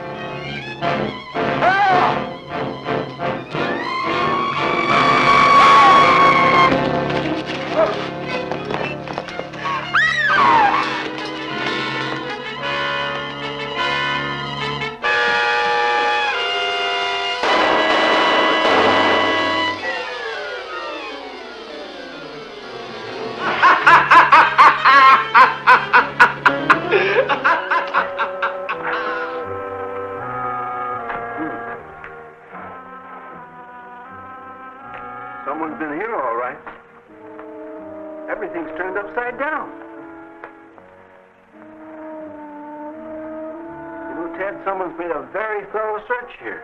Obviously for Carruthers' papers. Perhaps.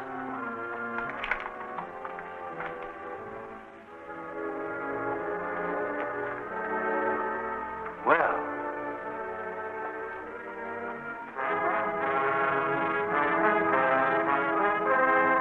Ted. Yeah? Come here. Help me move this shelf.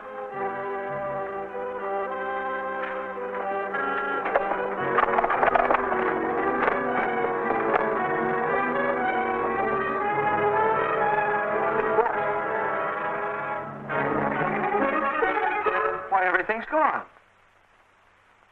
Of course, it could have been the police. No, Ted. The sheriff would have told me. No one had any right to take his papers but Nina. But she's been under constant observation since the moment she was found on the road. I don't get it, Doctor. Who would be interested in learning the secret of enlarging bats? Who? Well, to speak for myself, Ted, I'd be very interested. Any man with a scientific turn of mind would be. Scientific mind, huh? Mm-hmm.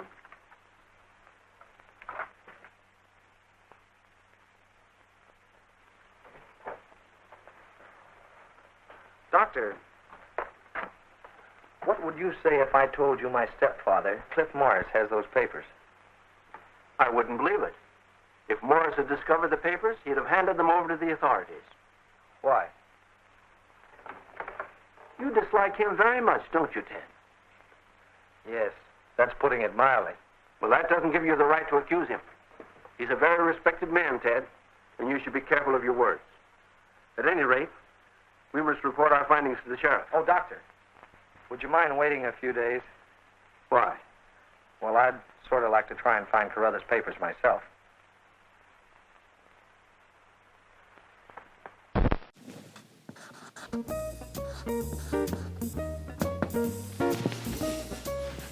Wish I had a hat like that.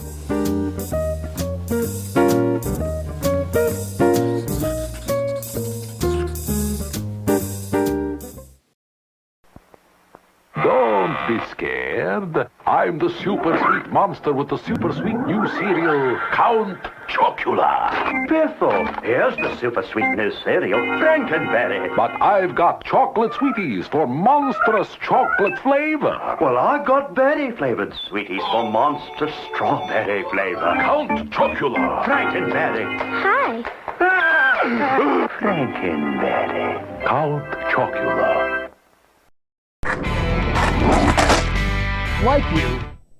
Like you, I love to shred. But even a hardcore skateboarder like myself slams sometimes.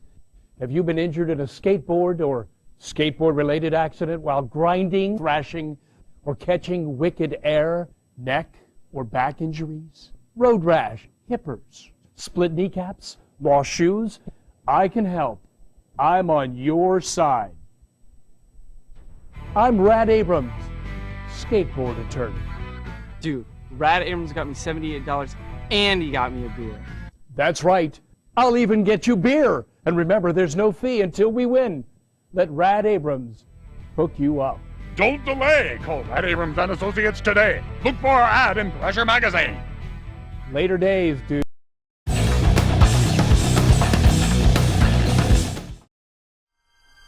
Peanut butter in the base. Got it. And action. Greetings, 3, 2. Greetings, insomniacs. This is Past Future Past Mr. Lobo with a message from the past future of 2001 and a break glass in case of emergency pre-recorded segment. If you're seeing me right now, do not adjust your televisor. It's probably because your future horror host with a great hat is doing their least ambitious episode ever and is running the well dry. Well, we're here to help with this pre-recorded segment to pad out the episode.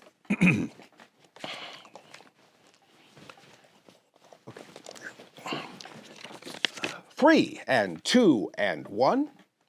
And now it's time for another Insomniac mail sack, actual mail from You, the actual insomniacs out there. Now, this week we're going to do something a little bit different. Instead of standard U.S. mail, we are going to scrape the ARPANET for our electronic mail or messages from our CINEMA Insomnia website, which somehow survived Y2K. Oh, God. How did this get in here? Do we have to use the moldy old bug-out box for the mail sack? I mean, isn't there some kind of like, I don't know, mail bag or something? We had this the whole time? I never want to see this box again. All right. Letter number 1 goes like this. Dear Mr. Lobo, I'm a big fan of your program. I would like to make a suggestion, though.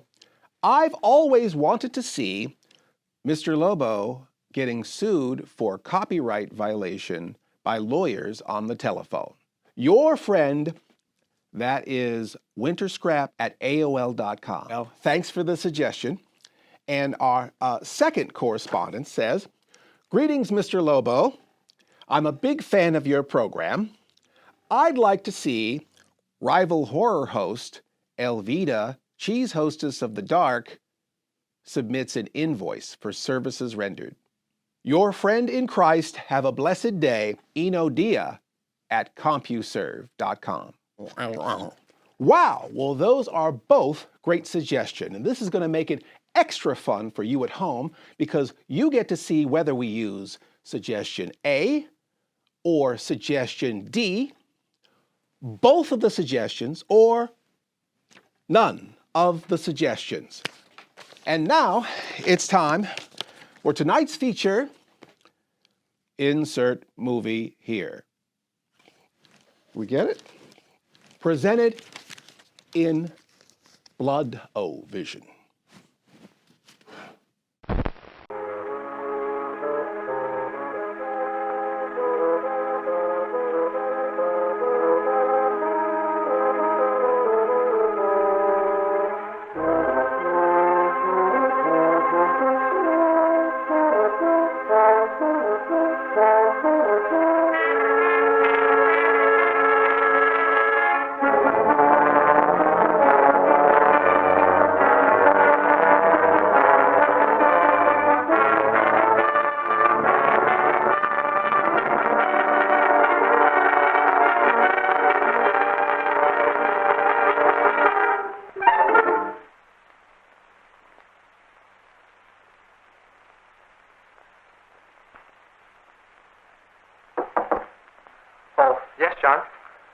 Dr. Elliot is downstairs, sir.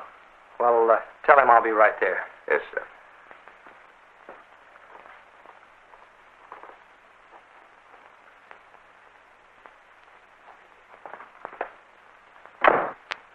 Well, I really didn't expect you to find them. After all, Ted, you must admit, it was a wild assumption. He must have them someplace. I've torn the house apart from attic to cellar, and I can't find them anywhere. There's just one more place. Mr. Masters and Dr. Elliot in the garden. Thank you, John.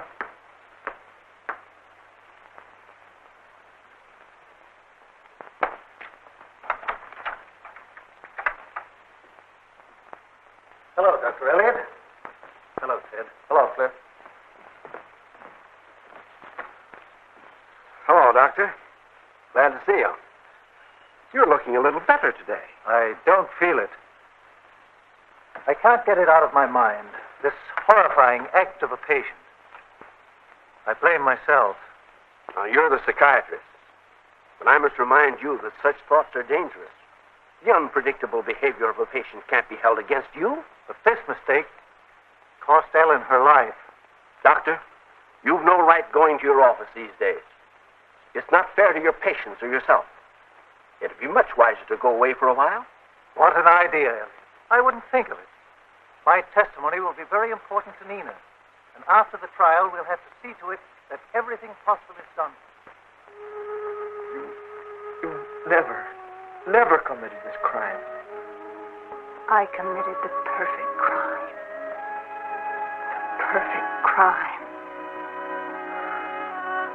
Perfect crime? perfect crime. What? Did I say something? Yes. You just asked if there's such a thing as the perfect crime. I did. Well, I wondered. Why?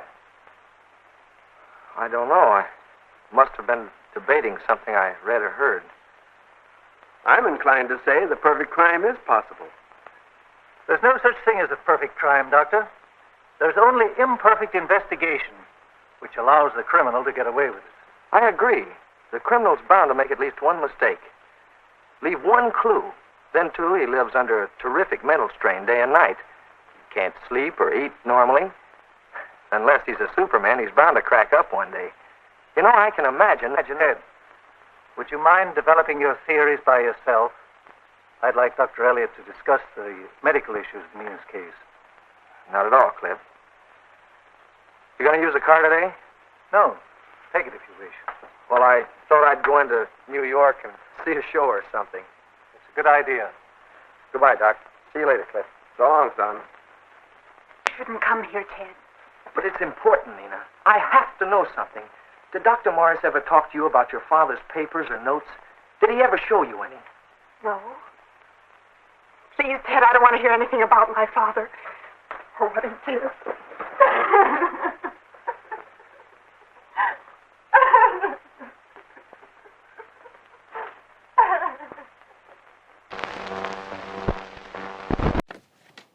Well, that's a movie. Isn't that right, Miss Mittens? Exactly. Anyway, you may now remove your blood-o-vision glasses. If you'd like to write us, well, Miss Mittens and I, we'd love to hear from you. We have a brand new mailing address. You can reach us now at Mr. Lobo, care of OSI 74, Box 74, at Glen, Pennsylvania, 19310. And now, CINEMA INSOMNIA. Oh! That bright green light, it's a portal opening up. And somebody's walking through. There's a giant green leafy gorilla and another Miss Mittens. Do you know her? What? What? What are you girls on about? I don't understand. This is from the future? Well, what does this mean? You don't know? Oh. Well, this is in 2017. What's a Rutgers? This future smells delicious. Grilled cheese and... Oh, they didn't cut the crust off. I don't want this. CINEMA INSOMNIA will be right back. Did you at least bring me something from the past? Ugh.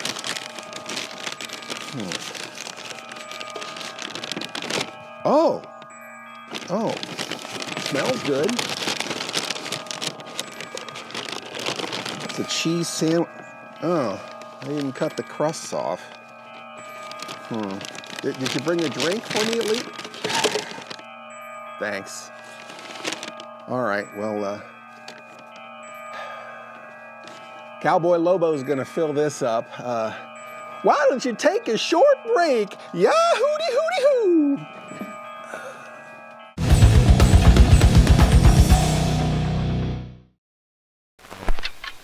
A ticking bomb means trouble for Batman and Robin. Holy, breaking and entering! It's Batgirl! Quick, Batgirl. Untie us before it's too late. It's already too late. I've worked for you a long time, and I'm paid less than Robin. Same job, same employer means equal pay for men and women. No time for jokes, Batgirl. It's no joke. It's the federal equal pay law. Holy act of Congress! If you're not getting equal pay, contact the Wage and Hour Division, U.S. Department of Labor.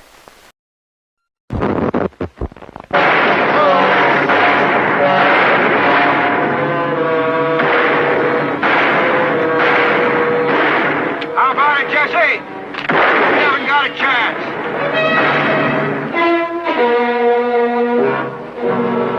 We hold the secret of life. He wanted to save a friend. She wanted a world of obedient killer zombies. Jesse James will kill us. for what you're doing. Jesse James will be caught and hanged in Shelby.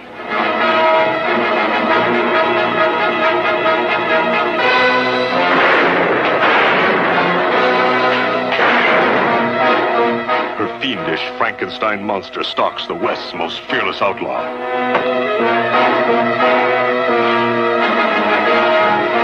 Save your strength, Jesse James. You will need it.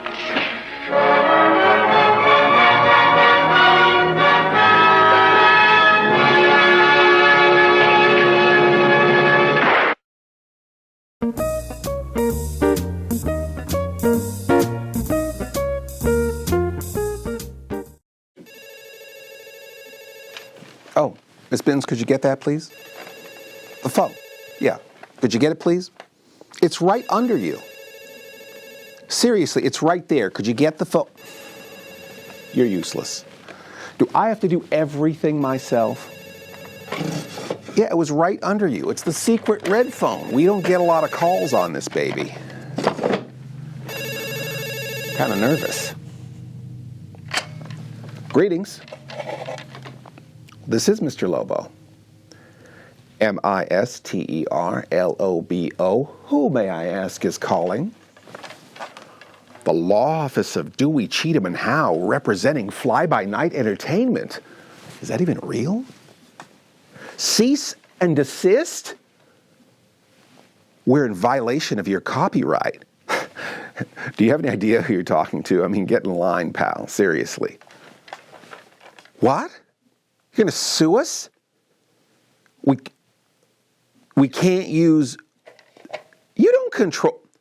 You control the likeness of Elvita, cheese hostess of the dark?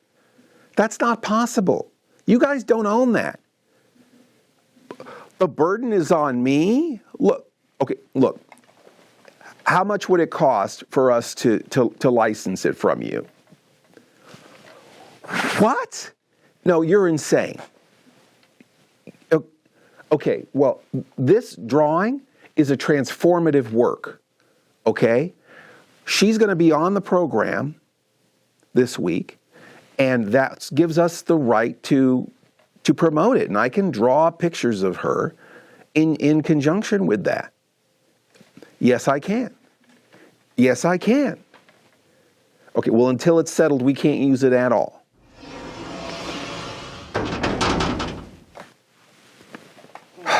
All right, well, you're making a big mistake, okay? Because Elvita happens to be a close personal friend of Mr. Lobo's. Yes, yeah, and I'm going to call her, and she's going to clear this whole thing up. Yeah. You need something in writing. Well, so I'm sure she'd give me something in writing, saying that we could use her image. Sure. Yeah. Fine. Okay, no, well, you know what? Maybe I'll see you in court. No, I say good day to you, sir. No, I say good day to you, sir. No, good day to you, sir. No, I say good day. I say good day. Good day to you. I say good day. I say good day. I say good day. Good day to you. No, I say good day. Good day. I say good day. All right, Miss Mittens, we got to straighten this out. We got to show these yahoos how we do it downtown, all right? Elvita is going to clear this up, and these guys are going to be sorry. We're not in trouble. Forgot about the menu options.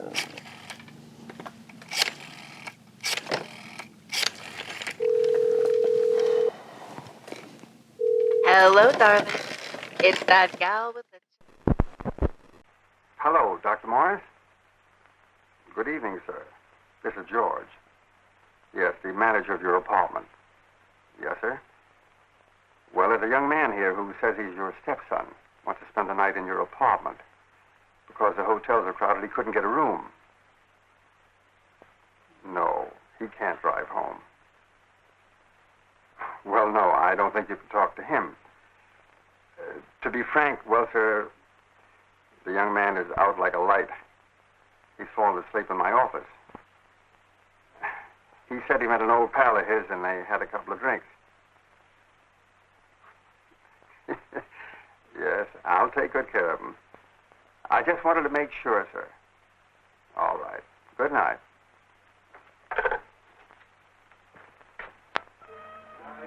All right, now just a minute. Ah, we're all right. Now we'll go in the bedroom and you'll get a good night. No, sir. I'll sleep right here. Don't you want to take a shower? Or... This is good enough for me. All right, now just lie right down here. There. You want me to get you a nice blanket? No, good night, Jack. This is fine. All right. Thank you very much. Good night.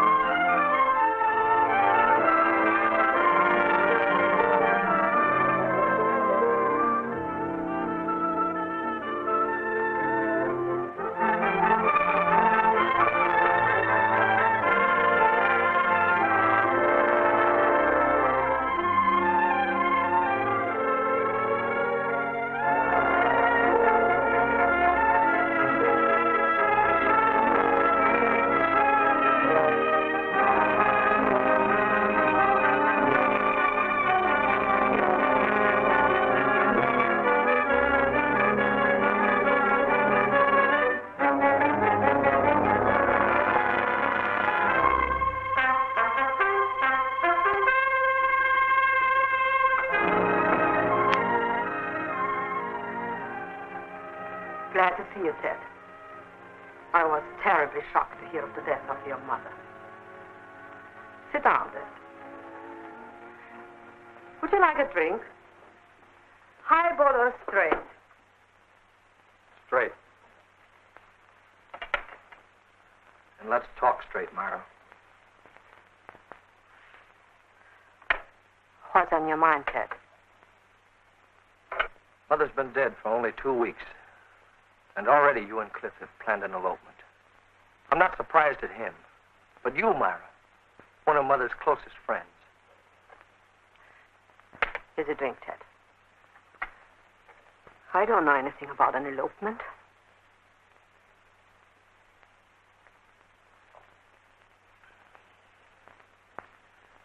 What is there between you and Cliff, Myra?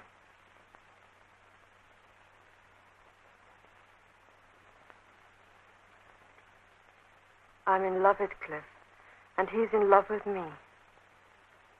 We've been in love for a long time, since I first came to this country. We were secretly engaged. Then he met your mother. I myself introduced them. 3 months later, Cliff broke our engagement and married your mother. He tried to tell me that it would make no difference between us. I pleaded with him to ask your mother for a divorce. He refused. Of course, he would. I've always thought he married Mother for her money. I guess that's it. I'm sorry, Myra. And then came this horrible thing. Her murder by this crazy girl. I haven't seen him since. I couldn't. But you love him. Yes. Will you marry him? I guess so.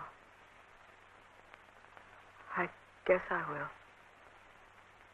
would you, if you knew that he killed Mother? That same thought has occurred to you. Is that true, Myra? You have thought about it, haven't you?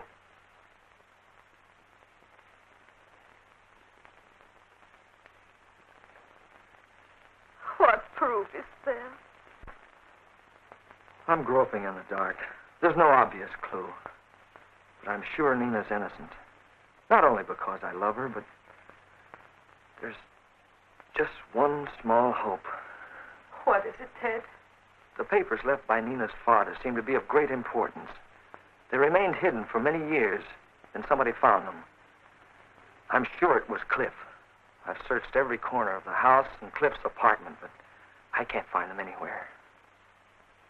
Search my apartment, too, Ted. I didn't come to ask that, Myra. He often left things here I always thought as a reminder.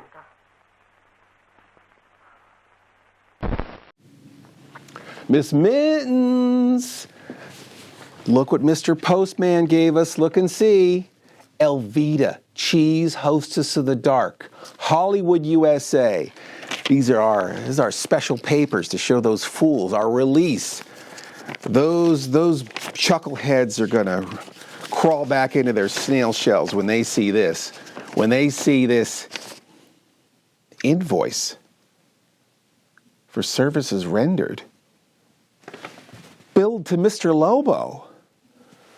Well, this is for a lot of money. I mean, look at all those zeros. This is how it breaks down. I guess we do have to pay a likeness to put her in my drawing. There's a likeness in art fee. I mean, it would have been cheaper to pay those copyright trolls and we'd be able to use this right now. There's a call fee times 2. Wasn't it a recording both times? All right, there's the phone toll charges, roaming charges. Do they even do those anymore? Lingering too long on certain parts of the drawing fee. I guess that's fair. Ogling fee. Weird boner fee. I don't get that one. Wishing I had that hat fee. Okay. It's a nice hat. Inconvenience fee. Miss Mittens' agent fee. You're dipping your beak in this too? You didn't do a darn thing. Taxes and licensing. Mandatory 85% gratuity. That sounds a little high. I mean, like 75, I think, is standard. Running gag fee. Running this bit into the ground fee. Service charge for the invoice. Totaling to, I can't even read it. I don't even think my calculator goes up that high. This is just super. Yeah, we're really in it now. Better off not doing anything. We'll try to figure this out. See what we got here.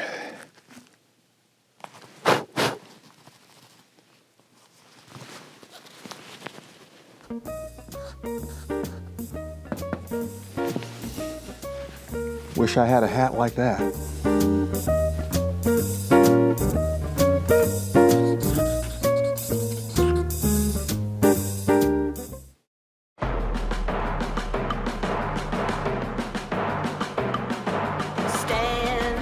Standing on the banks, looking out across the sea, I saw a distant land, and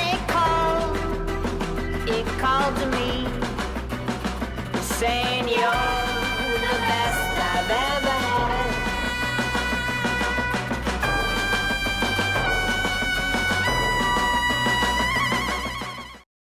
Lots of girls write to me and say, Elvira, I love your dress and I'd like to get one for myself, but I seem to be missing a thing or two. And I always tell them, try doing about 50,000 hours of bust exercises, and if that doesn't work, Just put the dress on backwards and pretend that you're Cher. Hey, all you couch pumpkins, grab your phones right now and call 1-900-909-1313. That's 1-900-909-1313. I'm dying to hear from you. Pick up the Rock Talk Guide at Tower Records.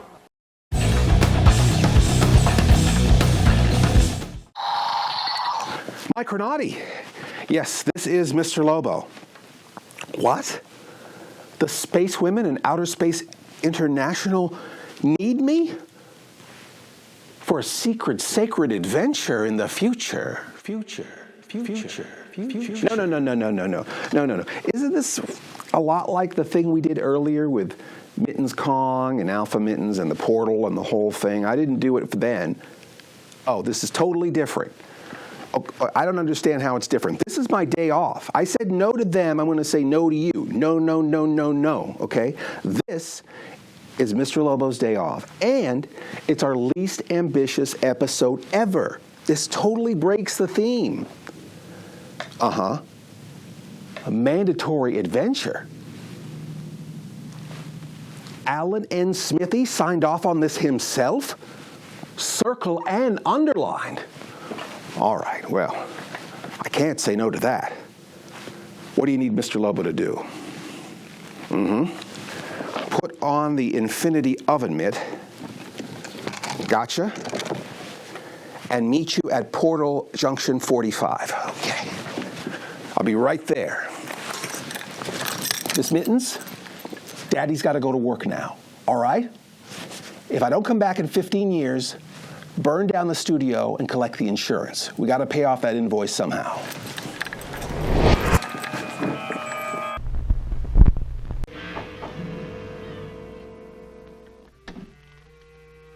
Hi, Doc. I hope I'm not intruding. No, not at all. I heard you were out stalking the devil bat. Any success? No, but I thought maybe you might be able to help me. Well, I don't see how that's possible, but if you can suggest anything... Well, you could give me some more of that new concoction of yours, that shaving lotion. But how on earth could that possibly help catch the devil bat? I've still got a crazy idea that if I douse myself with it, it might attract the killer. I don't see how you can connect the two. But there is a bottle of the lotion on the table. Thanks.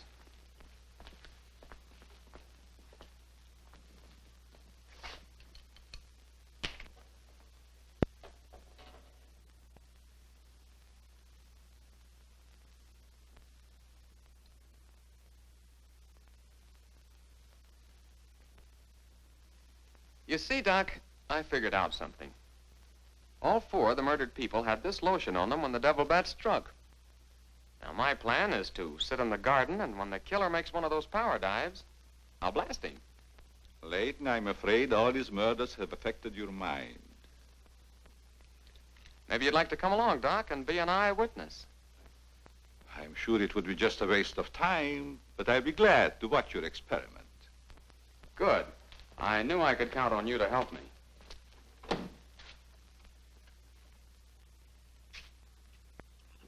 I tell you, Leighton, expecting a bat to be attracted by the scent of a lotion is all foolishness. I think I better run around. Ah, sit down, Doc. The devil bat's behind schedule tonight.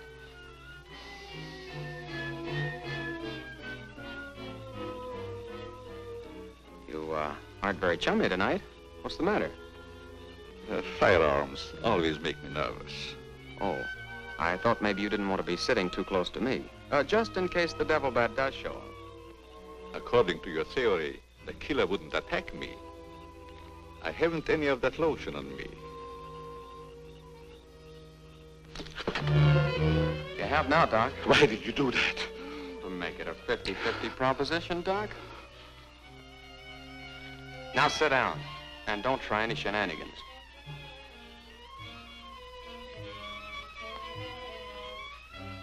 Not so funny when it's your own jugular vein that's in danger. Is it, Doc? I don't know what you're talking about. Maybe you made a mistake when you let that devil bat of yours out of the attic tonight. Don't worry about the bat killing you. I'm saving you for the hangman. Tell me, Doc, how did you develop a monster bat like that? You wouldn't understand the scientific theory.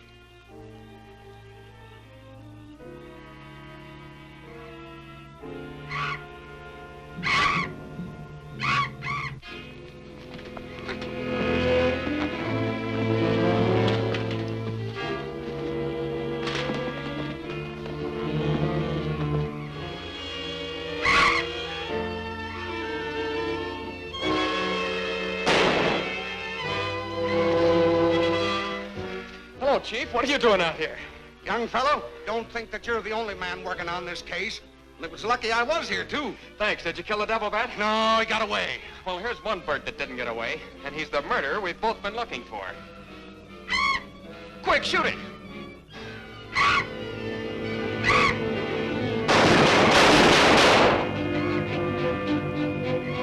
Where is it? It's gone. Doctor! Dr. Crothers! Doctor!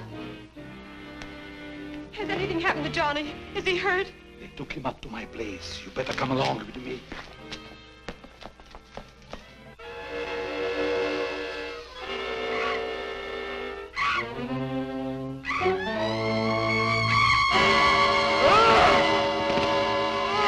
It all sounds plausible, but it seems so incredible.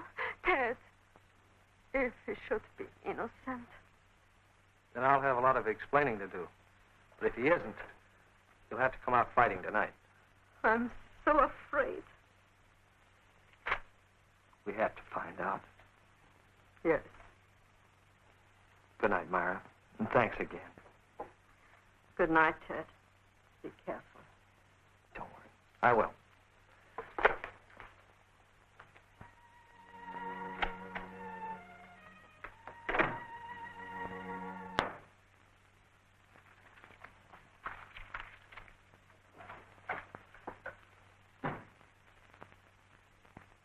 Ted, how did you get here? I drove. But only a few hours ago, you were helplessly drunk. I found something that sobered me up in a hurry. So, you found it in my apartment. May I have it? Not right now. So, did I ever tell you its history? Oriental philosophers used to rub them in their hands as they paced the Great Wall of China meditating. They were considered symbols of learning, were handed down from father to son. After many generations, they become highly prized heirlooms. Interesting, isn't it?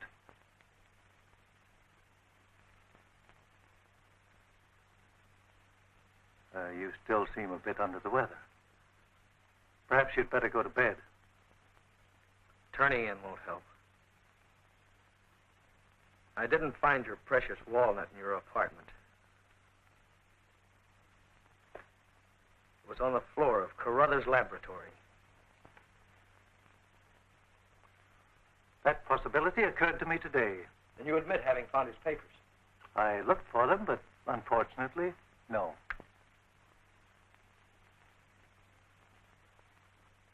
I felt something was on your mind. But why this sudden interest in Carruthers' notes? That is, granting he left any. I think they might prove that you killed my mother.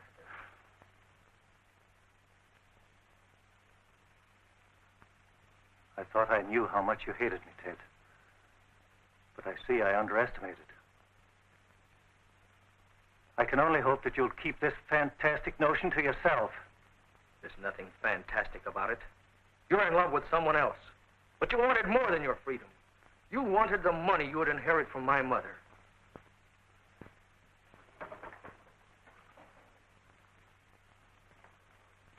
Once and for all, Ted, I want you to know that I loved your mother dearly.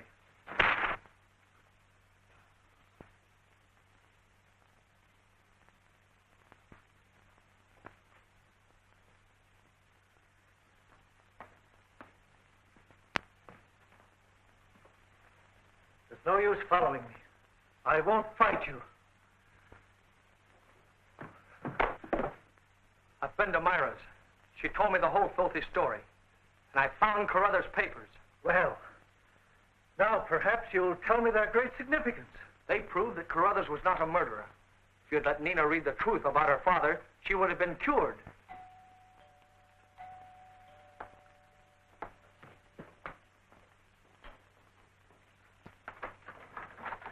Hello, Tim. Come in, gentlemen. I've been expecting you.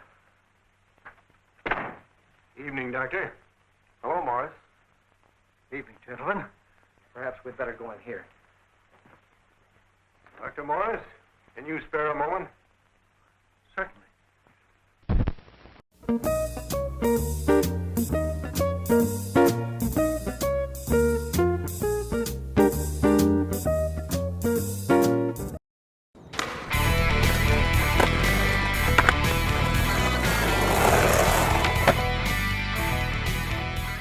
Like you, I love to shred. But even a hardcore skate punk like myself eats it sometimes. I'm not like those other bougie lawyers. I'm on your side, fam. I'm Rad Abrams, skateboard attorney. Dude, I can't even. I was lit AF. Even if you can't even, and we're lit AF. I got you. My legal skills are every bit as on fleek as my boarding skills. The judge was being hella sus. But Rad hooked it up. He got me $72 and this bag of weed. It's medicine now. We're just trying to help you manage your pain. Let Uncle Rad hook you up. Don't delay. Call Rad Abrams and Associates today. Look for our ad in Treasure Magazine. Follow me on Instagram. Later days, deuces.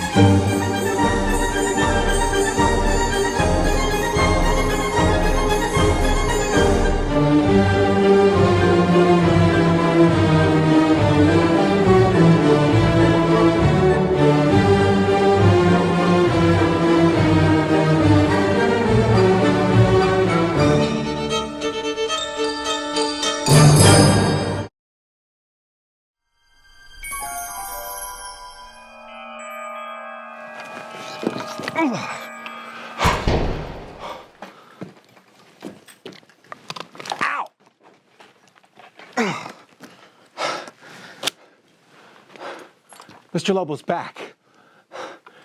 That rush you feel when you almost die 100 times. The things Mr. Lobo saw. The things Mr. Lobo did.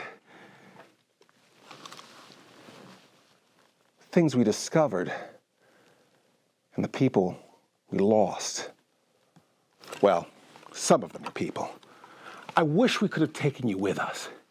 It was so ambitious. It was so spectacular. But this is the least ambitious episode ever. But Mr. Lobo did take some pictures. I had Abacus burn them to a data disk. I know it might be a little anticlimactic. I know it's not video, but it's what the budget would allow. So have a look at this. Ooh la la. Jeepers, man, this, of course, is the beautiful princess of the crystal planet, Princess Chandeliera. Boy, I don't know if we're going to be able to show this. I'm not sure if she's safe for broadcast. You know, when Heavy Metal Magazine does it, it's art. When we do it, it's smut. Well, her outfit, if you want to call it that, is made out of dinosaur tears. See how they shimmer and sparkle?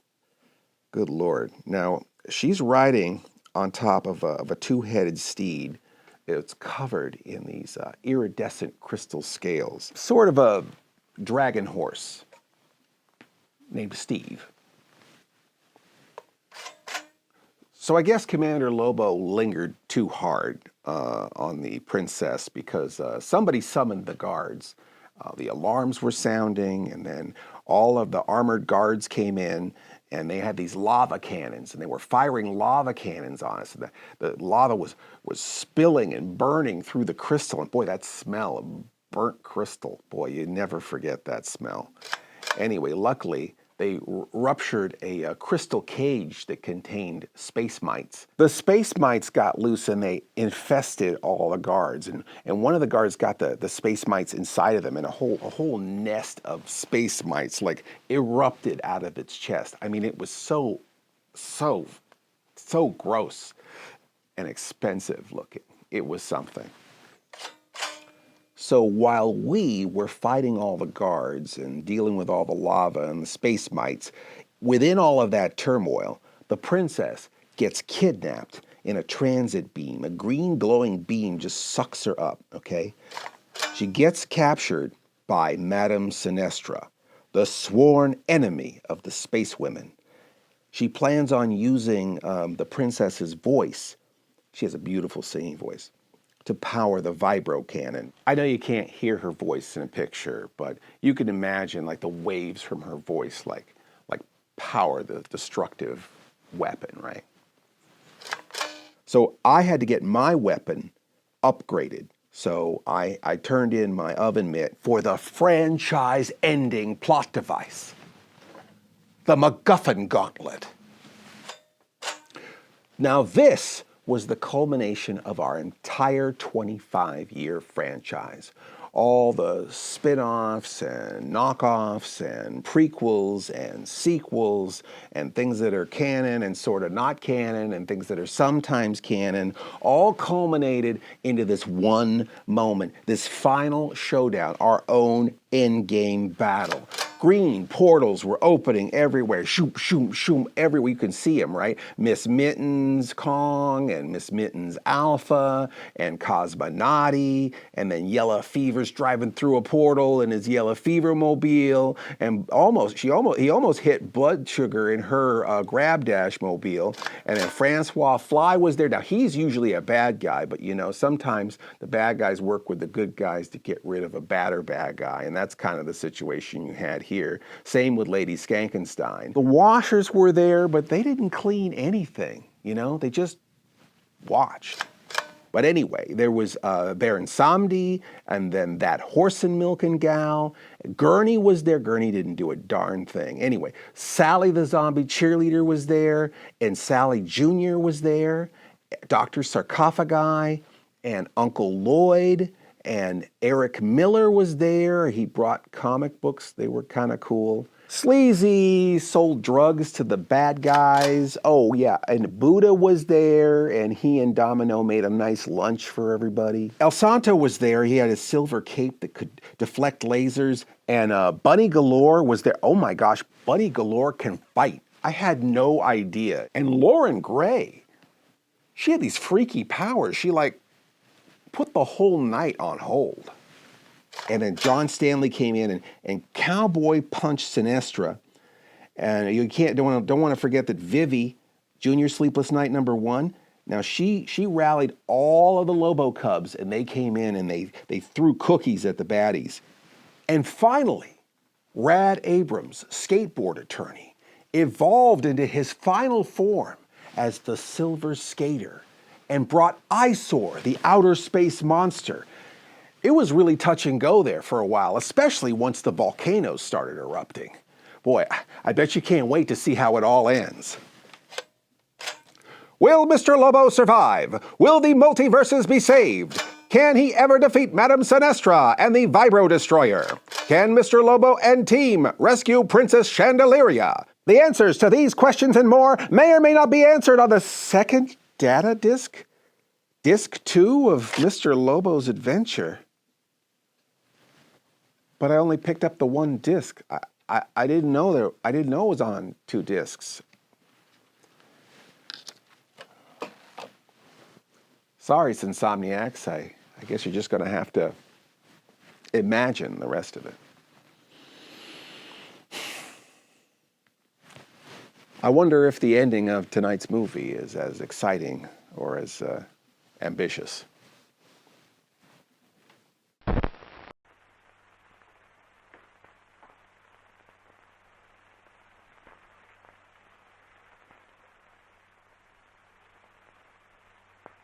Go ahead, Sheriff. Dr. Morris, did you take these papers from the Carruthers house? Yes. Why didn't you bring them to me? Because it didn't fit in with his plan to murder my mother. Ted, you're insane. Dr. Elliott and I read these, but I don't see how... Then please listen. It isn't complicated. He had to have someone to put the blame on. Nina. Any jury would be quick to condemn her on the basis of inherited criminal tendencies. He couldn't give up those papers because they proved that her father was not a murderer. Calling him devil, bat, and vampire was throwing mud at a great scientist. He was far ahead of even today's experiments in cell growth stimulation and proved it on plants and frogs and bats. It was a world's loss when his bats broke loose and killed some people, because they killed him, too. Dr. Elliott will tell you that supposed inherited criminal tendencies is only one of hundreds of causes of mental aberrations. In Nina's case, I chose to consider it a persecution complex. In my opinion, Ted, Dr. Morris handled her case very competently. I would still like to know why these papers weren't handed over to the authorities. Frankly, gentlemen, they were of so little interest I forgot them at a friend's apartment and didn't bother to return for them. That's a lie.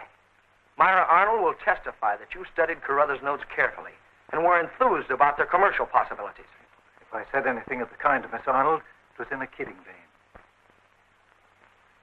I don't consider myself on trial here, but I would appreciate it if you would tell this young lawyer just how much of a case he has. Beyond illegal possession of these papers, which you admit, I'd say none. I know you killed my dog. If there are any charges to be preferred against me concerning these papers, you'll find me at my New York apartment after tomorrow. I wouldn't worry about it. Well, if that's all, we'll be leaving. It isn't. Just a moment.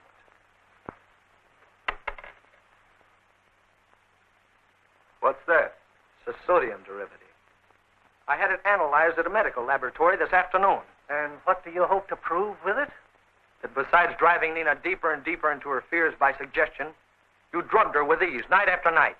What do they do? They're the most powerful dream stimulant known. And frequently used by modern psychiatrists. Then you admit giving them to her? Most certainly. Who was in the house the night of the murder? I'll tell you. Just you and Nina. The servants were in their quarters over the garage. And so? Anyone under the influence of that drug is incapable of movement. Someone had to carry Nina down those stairs and place her in front of that bedroom door. That someone was you, Cliff, after you murdered Mother.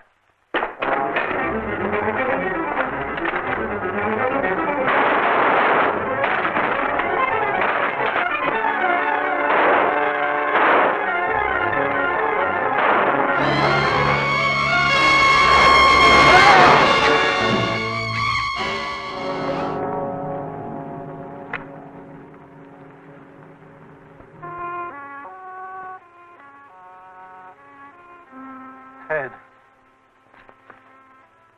Forgive.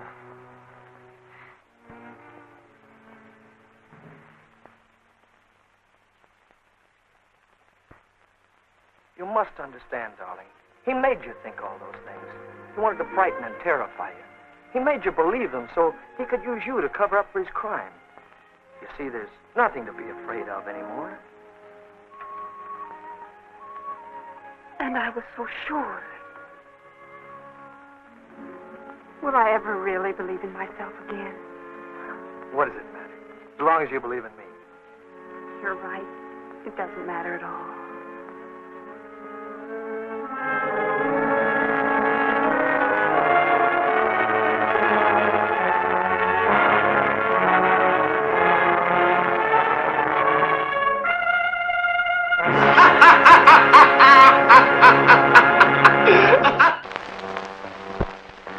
It's okay. It's okay, Jar Jar. time for night-nights. Get all snug as a bug in a rug. Yeah, I know. Mr. Lobo is tired too. I'm exhausted. I need a day off from my day off. I mean, just doing a whole lot of nothing takes like 2.5 times more effort than doing a whole lot of something. If it were up to me, I'd rather be busy. You know what I'm saying? Gosh, I'm exhausted, you know. Idle hands makes for strange bedfellows or something like that. Anyway, speaking of bedfellows, it's time to hit the hay. All right? So, thank you for watching Mr. Lobo Does Cinema Insomnia's least ambitious episode ever. You know, the best thing about being an insomniac is never having to say good night.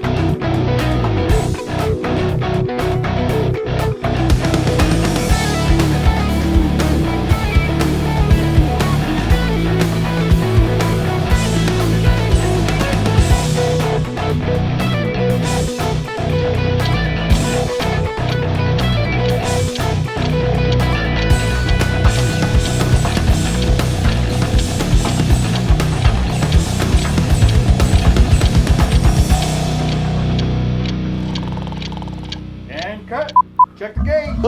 That's a wrap. Good job, folks. Oh, boy. Mr. Lobo is so glad that's over with. All right, people, bring in that techno crane.